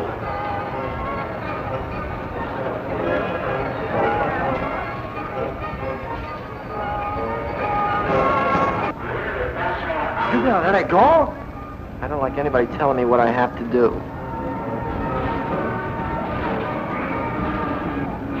Carol, why don't you be a buddy and take the car and see that she gets home, okay? Huh? She'll call up tomorrow. Okay, Jerry. That suits me fine. See you later.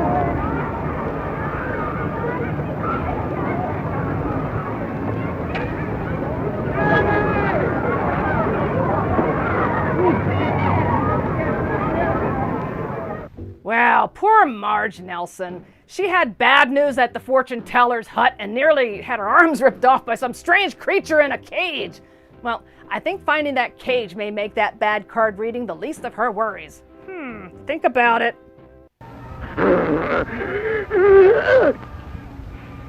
Meanwhile, Jerry is making eyes with an erotic dancer, Carmelita. Angela storms off, and Madame Estrella still has a mole.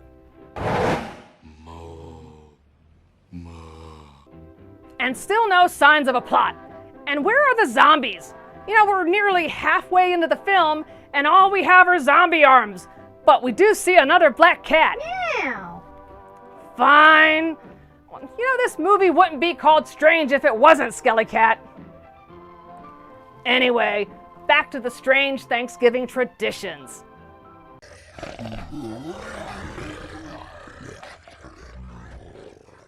The following traditions are no longer celebrated these days, but I'm adding them since they're, strange. Thanksgiving masking. In the 19th century, masking was a Halloween-like tradition where adults and kids would dress up on Thanksgiving. Now, most people, they would wear masks, but others, they would get a little more creative. They would dress up as famous people or even politicians. Well, these handmade costumes were a little scary to behold, and the tradition eventually devolved down to Ragamuffin Day. And speaking of Ragamuffin Day, during the early 20th century, children dressed in rags on Thanksgiving and went door to door asking, "Anything for Thanksgiving?" Well, sometimes they were rewarded with a candy or a penny or maybe an apple. I would have asked for a spare fleshie or two. Yeah. What? Spoil sport. Thanksgiving Dungeness crab. The usual Thanksgiving feast of turkey and stuffing in San Francisco, California, is substituted for a locally sourced Dungeness crab. People eat it steamed, boiled, and even microwaved. Seriously, these guys really love their crab. Yeah. You know, I could dig a crabby Thanksgiving. Hello, I like money. North Tex Pie Throwing Event. At North Technical High School in Missouri, they host an annual event where fleshies throw pies into the faces of their administrators. Skellicat, we could start a new national tradition. We could throw pies in the faces of politicians instead of administrators. Meow. Yeah, it's just a thought. Dancing turkeys. I know you're sitting there wondering, why would you dance with a cold raw turkey before eating it? Well, some fleshies admit they name and dance with an uncooked turkey before stuffing and cooking it. And I'm sure the Seminole appreciated a good jig too. Is this the turkey dance? Thanking turkeys. Now this is a new one even for me, and I still don't believe it. But some fleshies say thank you to the turkey before eating it. Why? Well, I guess because the turkey is so thankful it's dead and you're eating it. And I'm saving the weirdest Thanksgiving tradition for last. Pretending the holiday is American. Oh, well, I hate to burst your bubble out there, but the U.S. is not the only one, nor is it the first country to celebrate Thanksgiving. This all-American holiday is not all-American. In fact, Thanksgiving was first celebrated in Canada 43 years before it was celebrated in the States.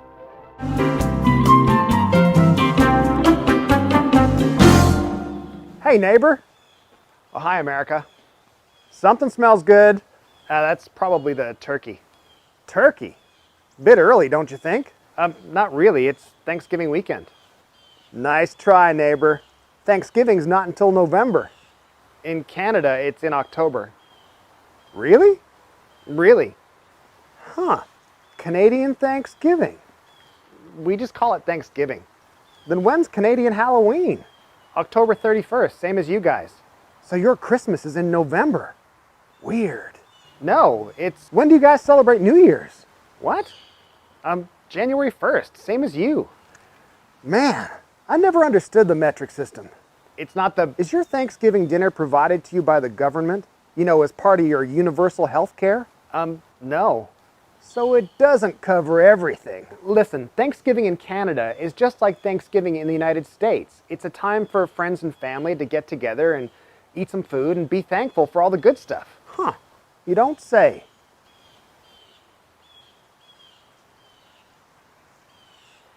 We have plenty. Do you want to come over? That's mighty neighborly of you. Don't mind if I do. So y'all have candied yams with marshmallows as well? No, that's gross. Sorry. Fair enough. And Canadian Thanksgiving has some unique origins that separate it from the American holiday. Canada's holiday was initially created to express thanks for the explorers' safe voyages into the New World. The first Canadian Thanksgiving was reportedly hosted in 1578 by English explorer Martin Frobisher in what is now Newfoundland. At the time, Frobisher and his expedition attempted to travel through the Northwest Passage safely. The celebration marked their safe arrival to the New World. That first celebratory meal consisted of a simple but delicious combination of salty beef and mushy peas. Mmm. Hey, P, remember the good old days on the farm? Remember your pod? And all the little peas that you grew up with? Don't you miss them? Right, next. Hey, P, remember the good old... Nobody makes peas mushy like bachelors. Oh, and guess what? The Canadian Thanksgiving will be the focus of a 2023 Sally special, so stay tuned!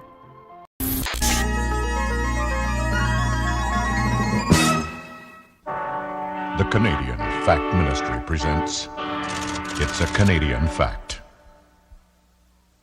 Did you know that Canadians celebrate Thanksgiving at the beginning of October, and yet Americans celebrate their Thanksgiving at the end of November? That means we must have invented it, because we celebrate it first. Did you? It's a fact. It's a Canadian Fact. Brought to you by CanFax, your Canadian Fact Ministry. All right, that's enough of that. Let's get back to the movie, and I'll see you in the next break.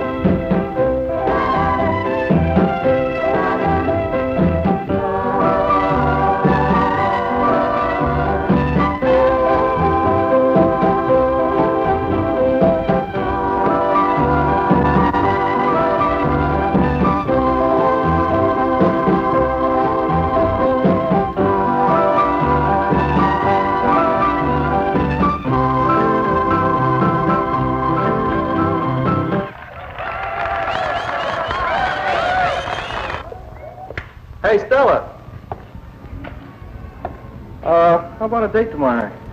Okay. Should be fun. How does 7 o'clock sound? Great. Where are we going? Oh, I thought we could spend a quiet little evening at your place. I could bring up a couple of steaks and you could broil them. That's your idea of a big evening? I should slave over a hot stove cooking dinner for you. Why not? Who's going to wash the dishes? Oh, I'll wash the dishes.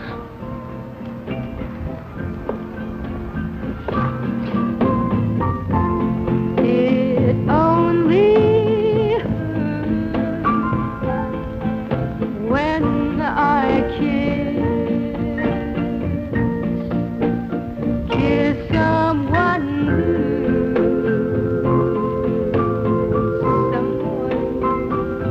that's not you.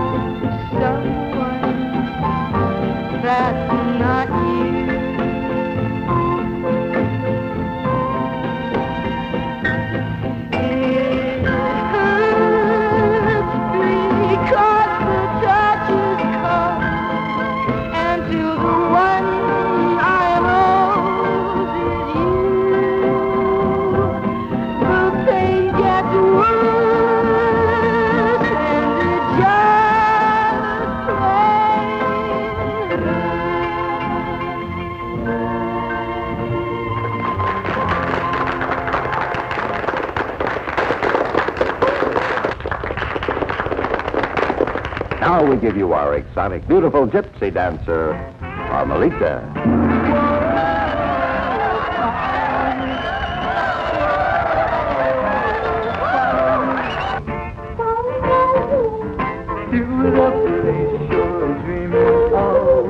I'll bring you joy. I'm your boy. I'm the Pied Piper of love. Follow me, whoa, follow me to the land of the velvet glove. Everything's soft, everything's sweet. I'm the Pied Piper of love. I'll bring you to the rainbow land, and this I'll guarantee. There's a boy for every girl, and co-star follow me, whoa, follow me to the cove of the lovely dove. You'll see your dreams are moving free. I'm the Pied Piper of love.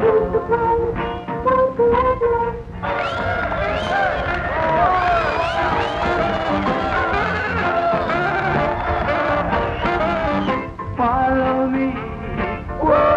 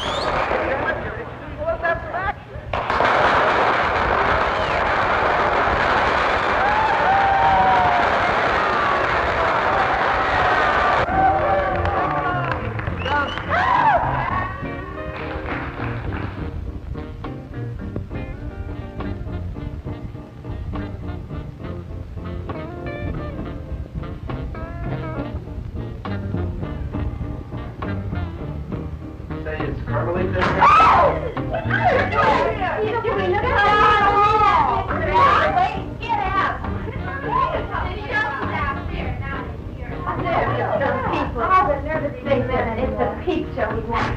Come in here now, this is a... Vicky has the management. Daddy, you probably get some real fast actors before the show.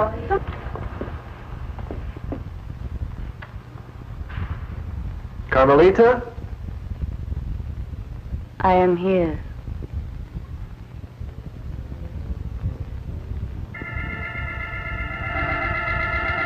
The note said you wanted to see me. Yes. Follow me.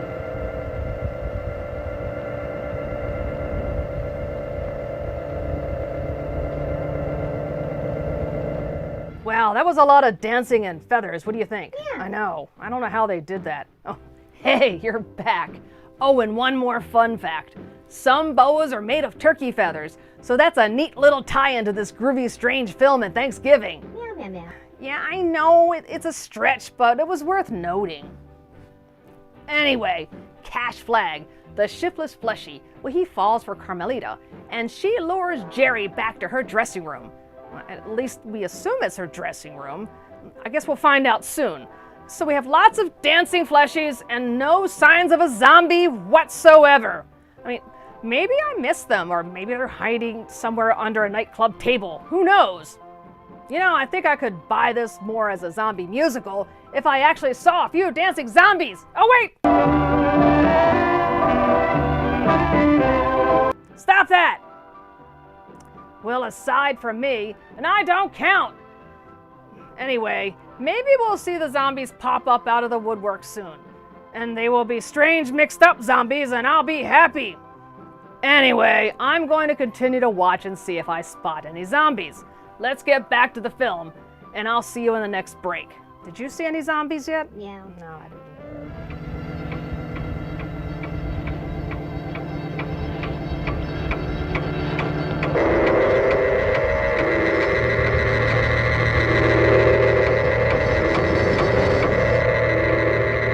Jerry, you feel yourself slipping into a deeper sleep. It is as if you were in your own bed, surrounded by warm covers. Nothing will bother you. Nothing will waken you. You will hear only my voice. See only that which I choose to show you. Open your eyes, Jerry. Look at the wheel. Look at the beautiful spinning wheel. See how it spins. See how the light travels from the wheel to the center, the edges, and back again. It is a deep spinning hole. You feel yourself falling into that hole. Deeper, deeper, deeper into the spinning hole. You will hear my command and obey. Obey. When you awake tomorrow morning, you will have no knowledge of the fact that you were.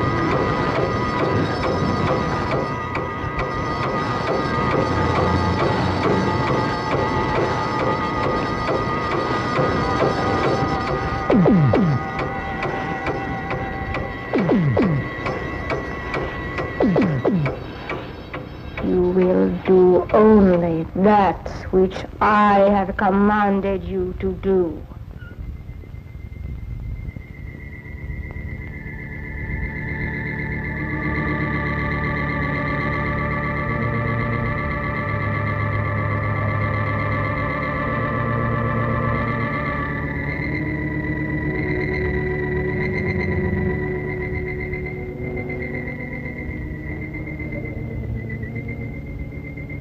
I don't have to do this for a living, you know.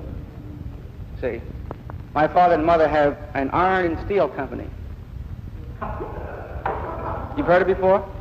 No, go ahead. My mother irons and my father steels. And now the hungry mouth takes great pride and pleasure in introducing a young new singer. Let's have a big hand for Mr. Don Snyder.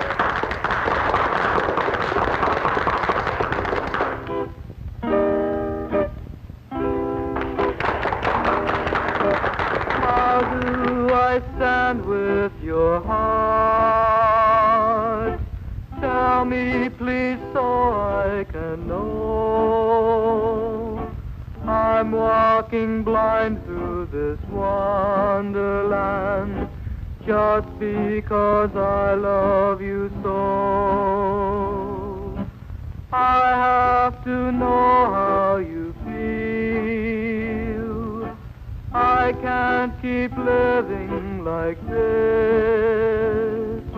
My heart's aflame and I can't really tell the meaning in your tender kiss. Tell me, darling, speak straight from your heart. If you love me, a beautiful romance will start. What's wrong, Marge? That fight you had with the manager still getting you down? Oh, it's not that. It's something that happened on the Midway tonight. What do you mean? Tell me, my darling, how you really feel.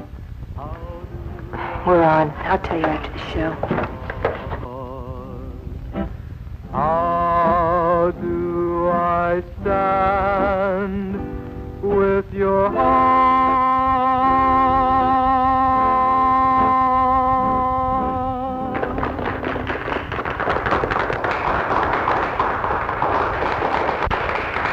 Thank you very much. And now we take pride in presenting our main attraction, the very talented Miss Marge Nielsen and Mr. Bill Ward. Let's have a big round of applause for them.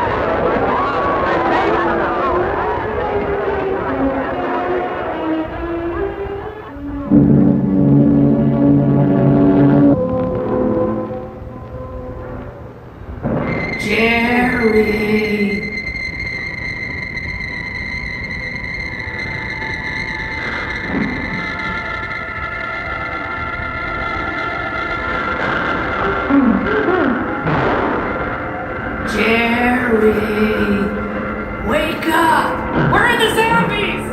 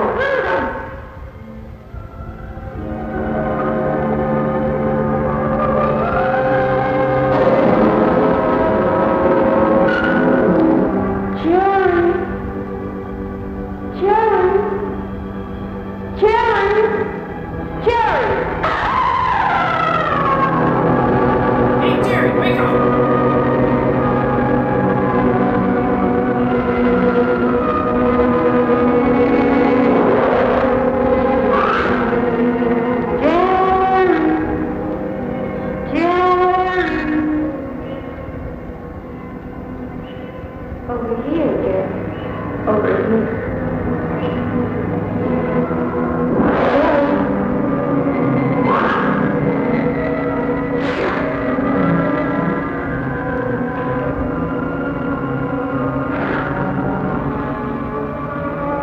I've been working, Jerry.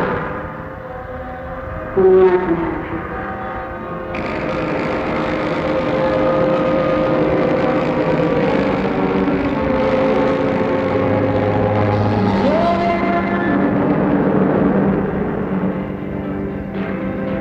Where are the zombies?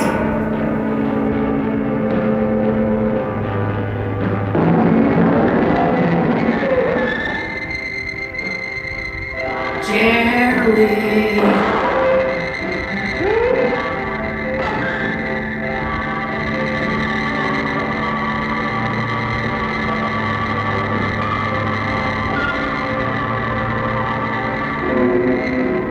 Jerry, wake up! Where are the zombies?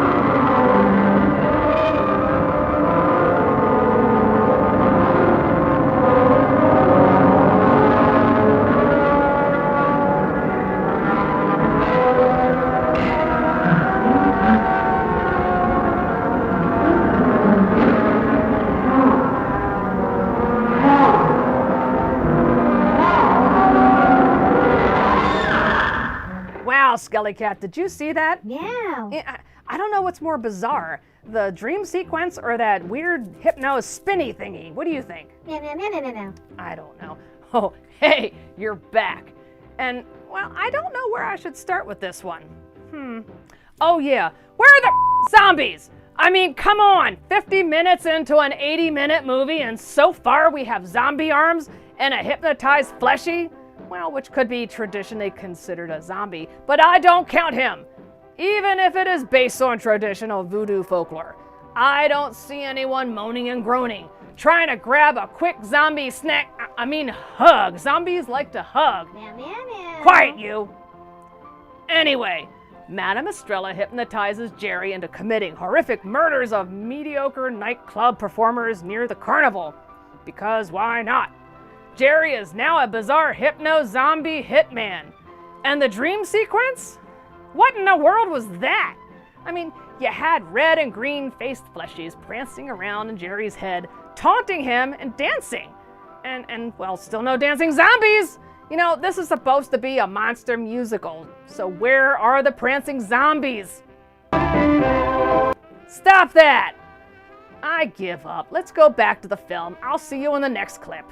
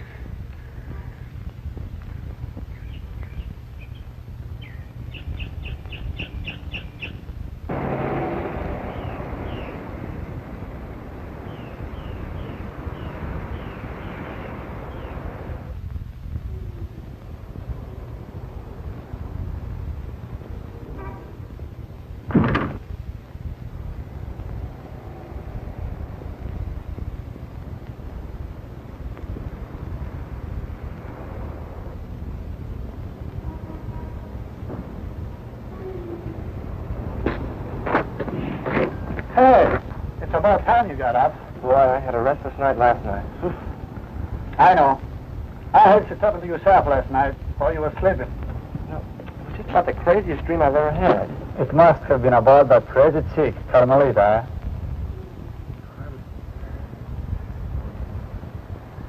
Come on, Jerry. Tell me. What happened last night? I don't know. I just can't seem to quite figure out exactly what did happen. But You know, I don't even remember coming home last night. Sometimes, when I get a low down, I can't remember things like that either. No, I wasn't drinking. Oh, sure. Say, how about you and Angela? Everything okay? She made me take her right home. Here's her kiss. Thanks. Was she mad?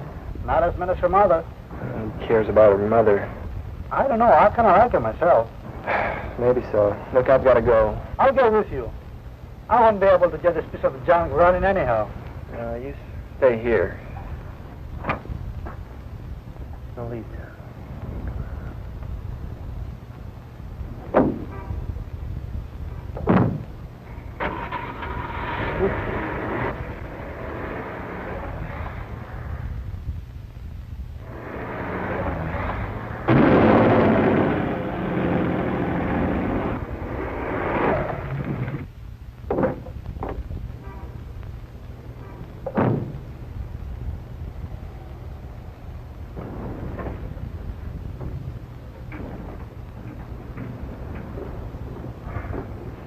Say, Madison, where's Angie? She's over there by the pool. Thanks.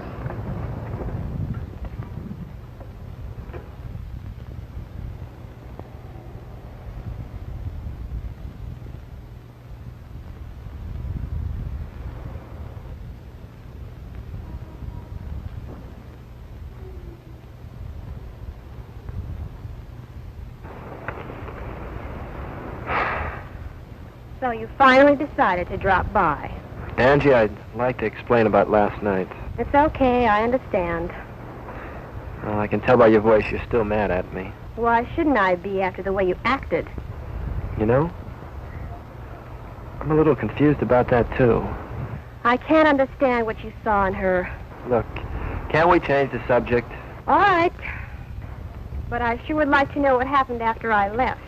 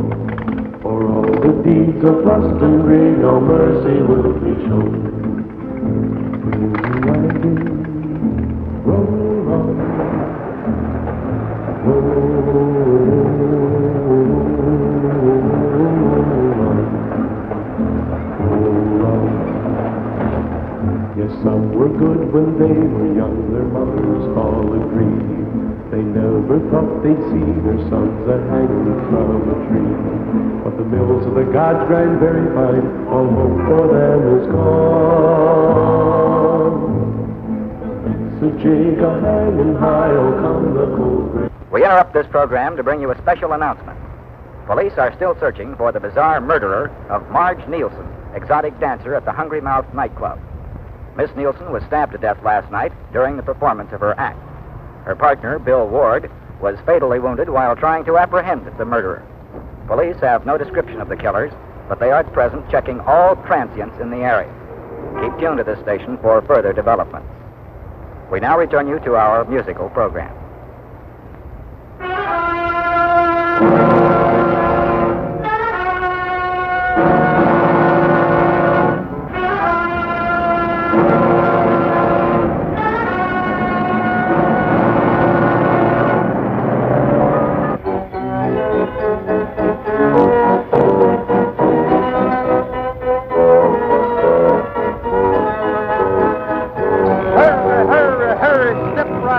Join the show. 1 thin dime, 1 thin tenth of a dollar will get you in to see some of the most exotic-looking ladies on the Midway. Step right over there to the ticket. 1 thin dime. That's all it costs. This time it's Miss Carol Kay and the girls of the Midway joining forces to bring you song and dance. Shook on a shake. When I come home and it's after 12, Mama's waking up to give me well. She gets her shook out of shake. Shook out of shake. She gets her shook out of shake. Doing the twist. She slips the twist when she does the twist. She gets her shook out of shake. Oh, then she says, little girl, where you been? You should have been home about 10:30. She gets her shook out of shake. Shook out of shake. She gets her shook out of shake. She slips the twist when she does the twist. She gets her shook out of shake. Her feet start to tremble and she shakes her fist. Her mama's walking up to do the twist. The room starts to quiver and the house starts to shake. Mama's done twisted up in a quake. And she says to little girl, you may as well know. She'll do as I say, oh, you go, go, go. She gets her shook out of shake. Shook out of shake. She gets her shook out of shake. I'm doing the twist. She slips her twist. When she does the twist, she gets her shook out of shake.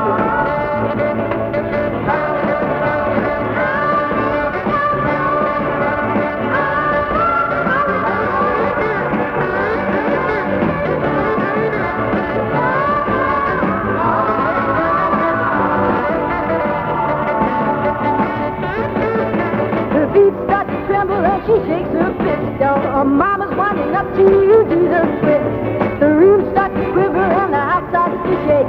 Mama's done twisted up in a quake. And if she says to little girl, you never know. You'll do as I say, or you'll go, go, go. She gets her shook out of shake. Shook out of shake. She gets her shook out of shake. She slips her twist. When she does her twist, she gets her shook out of shake. She slips her twist.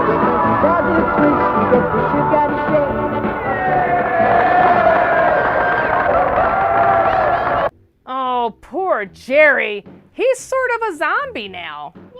Well, yeah, I know. Oh, welcome back. I mean, I guess you could call Jerry our first zombie, but not really. He's kind of back and forth from zombie to not a zombie, so I don't think he really counts. Anyway, Jerry is now a hypno-hitman, triggered by whirling spiral wheels and spinning umbrellas, but still not a real zombie. I want to see drooling, mindless creatures. I want... Yeah, meow, meow. No, that's not me. I'm different. Now, in between all the stabbing and strangling, screaming and spinning spirals, we get a mix of semi-choreographed dance scenes. Well, that would make Fred Astaire do a face palm. It's almost impressive until you realize the dance girls are supposed to chew gum to distract the viewers from the bad footwork. Really, it's a fun fact. By the way, it didn't work. We are now left with a traumatized Angela and a moping Jerry left to wander the streets to think about why there are no zombies in this film. Meow, meow. Yes, I am impartial. Every now and again, if I see a movie that has the word zombie in the title, it would be nice if it had zombies. And that Jerry doesn't count. He's just a hypnotized, brainwashed fleshy. So we are now 60 minutes into an 80-minute film, and I'm not saying it. And no, we're not done with the weird Thanksgiving holidays. Meow, meow, meow. No. Okay, you're right, Skellycat. I forgot the most important and strangest Thanksgiving tradition of all, and that's Black Friday. That's right. It's a day when fleshies gorge on turkey victuals and stand in line for hours in the cold and rain, only to kill each other over 3 available TVs it's at a great price that only winds up breaking just past the warranty. But boy, that deal was sure worth it. Meow, meow, meow, meow. No, I'm not making this up. No, really, check this out.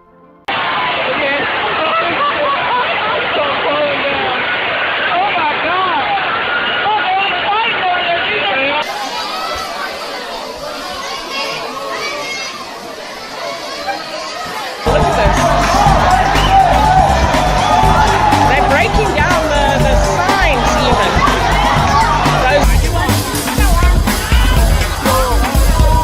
I rest my case. Well, let's get back to what's left of this film, and I'll see you in the next break. I told you it was really, really strange. No, the Black Friday, too.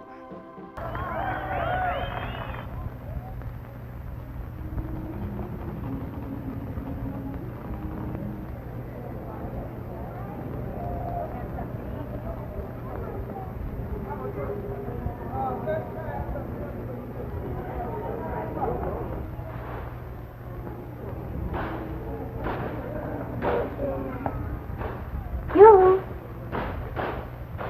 Hello? If you're looking for my sister Carmelita, she's not here. I was looking for Carmelita. I was looking for you. Why? Have you seen this?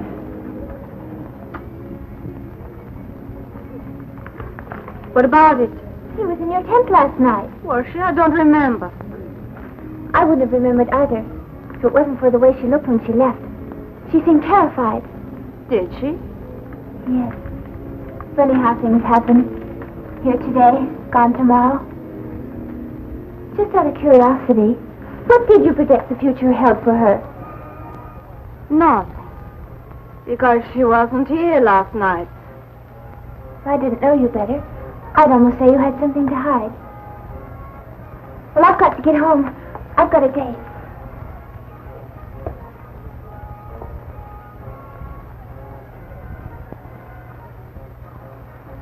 And now we give you the girl with the golden voice, Miss Terry Randall.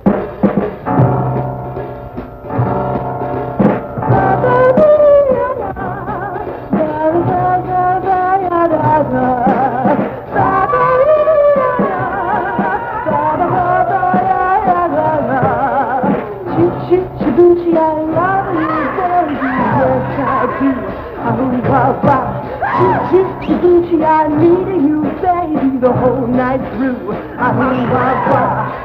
Choo-choo-choo-choo, your lips are as sweet as cherry wine. Choo-choo-choo-choo, I gotta have you, baby, all the time. Choo-choo, choo-choo-choo, kisses drive me wild. Choo-choo, I am weaker than a little child. Choo-choo-choo, you thrill me with the slightest touch. Choo-choo-choo, I love you, baby, oh so much. Choo-choo, kisses drive me wild.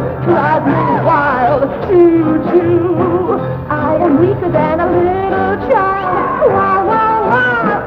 Choo-choo, you thrill me with the slightest touch. Choo-choo, I love you, baby, oh so much. Jerry, what are you doing here? I've come for a few answers. I'm not sure what happened last night behind these curtains, but I think you know. Do I? Seems like I've been having a nightmare. After this afternoon with Angela, I'm beginning to believe it. Have you been drinking? No, I haven't been drinking. Everything's been kind of mixed up, but after hearing that news broadcast a little while ago, I'm beginning to think things are a little different. Kind of things. Look, last night I killed a girl, and I think you know why. Now tell me, what happened last night behind those curtains? Well, if you really must know what happened behind those curtains, why don't you go behind them? I think I will.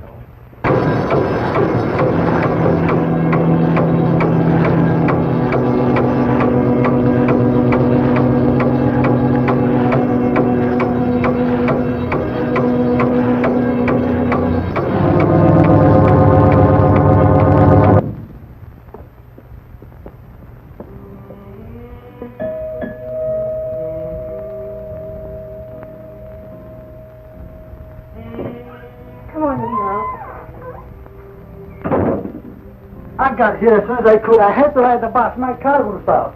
Harold, we've just got to find him and help him. I still think you should call the police instead of trying to find him yourself. But he's my roommate. I know the guy. I know he's not like that. Would you please give us a chance? Don't call the police, okay?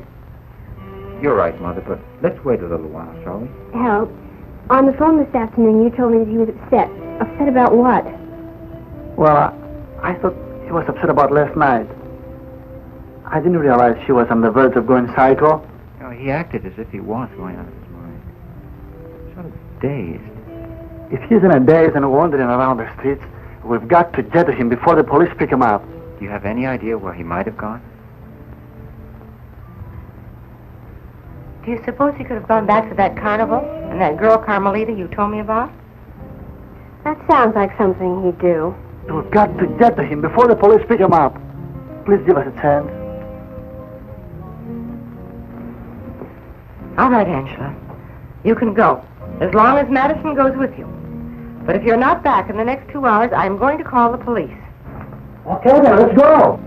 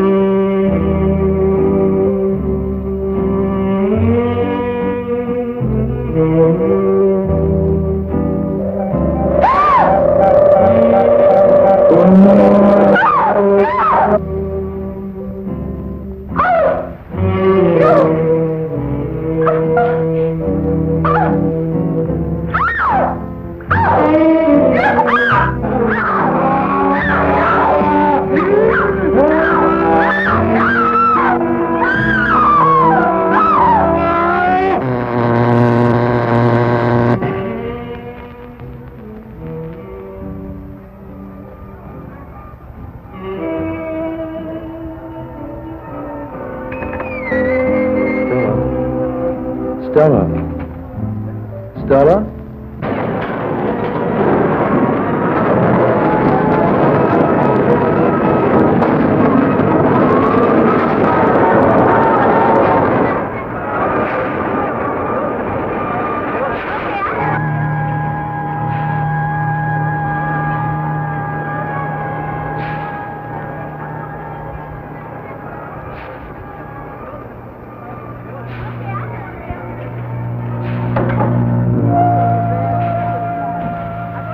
Welcome, my little pet. You have done so very well. This time I think that you ought to get your reward. Ortega, bring me the acid. It is too bad that you remembered so much. Now you have left me very little choice. Take him back and put him with the rest of the little pets.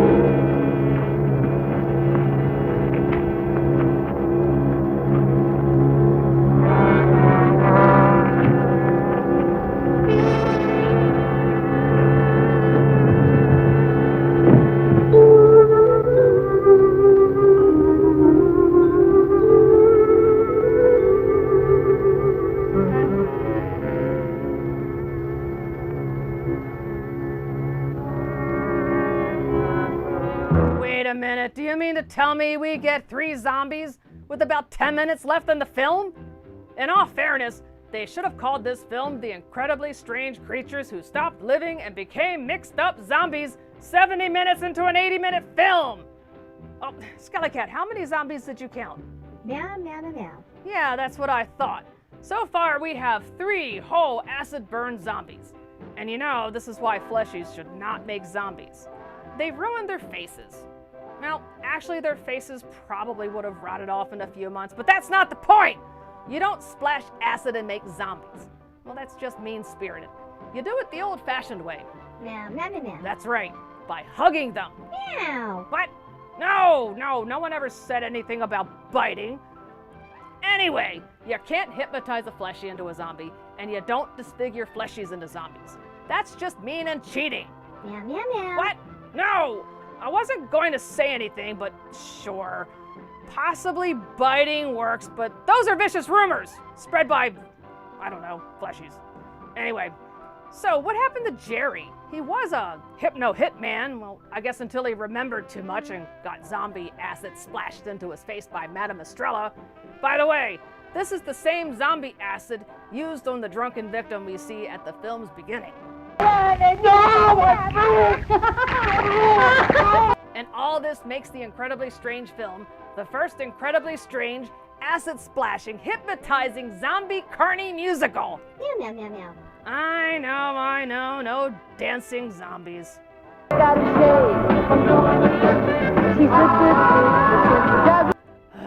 Let's get back to the end of the incredibly strange creatures who stopped living and became mixed up zombies. Why do you keep... Who's showing that clip? Meow, meow.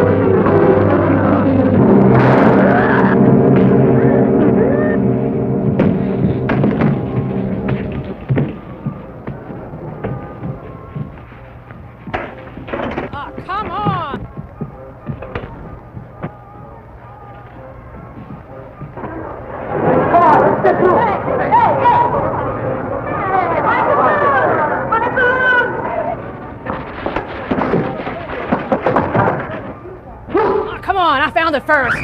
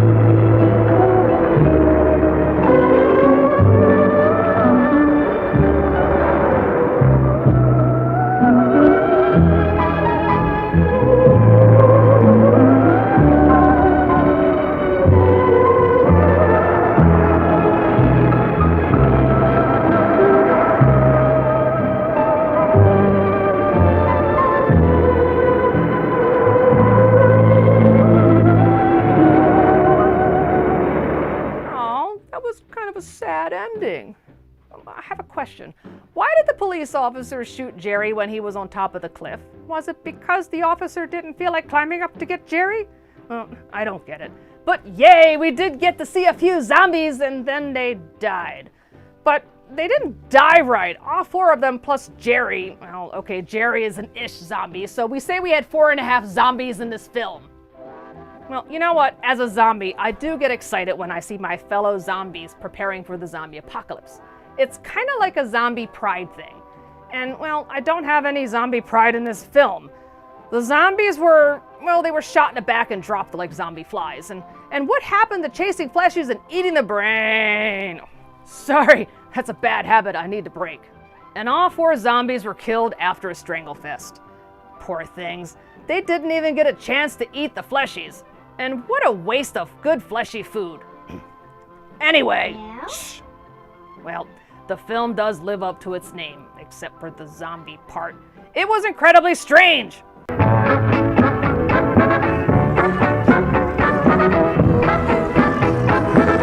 So, takeaway lessons. The zombies were just brainwashed fleshies, and no one got mixed up. The extra long, silly title makes it sound like the film's a parody when it really isn't. 4 zombies and 1 Jerry do not make an apocalypse. Remember, fleshies, if a fortune teller hits on you, say yes. Fleshy-made zombies are not as good as zombie-made zombies. If you're going to tout your film as the first monster musical, at least have a few dancing zombies. Stop that! Mole.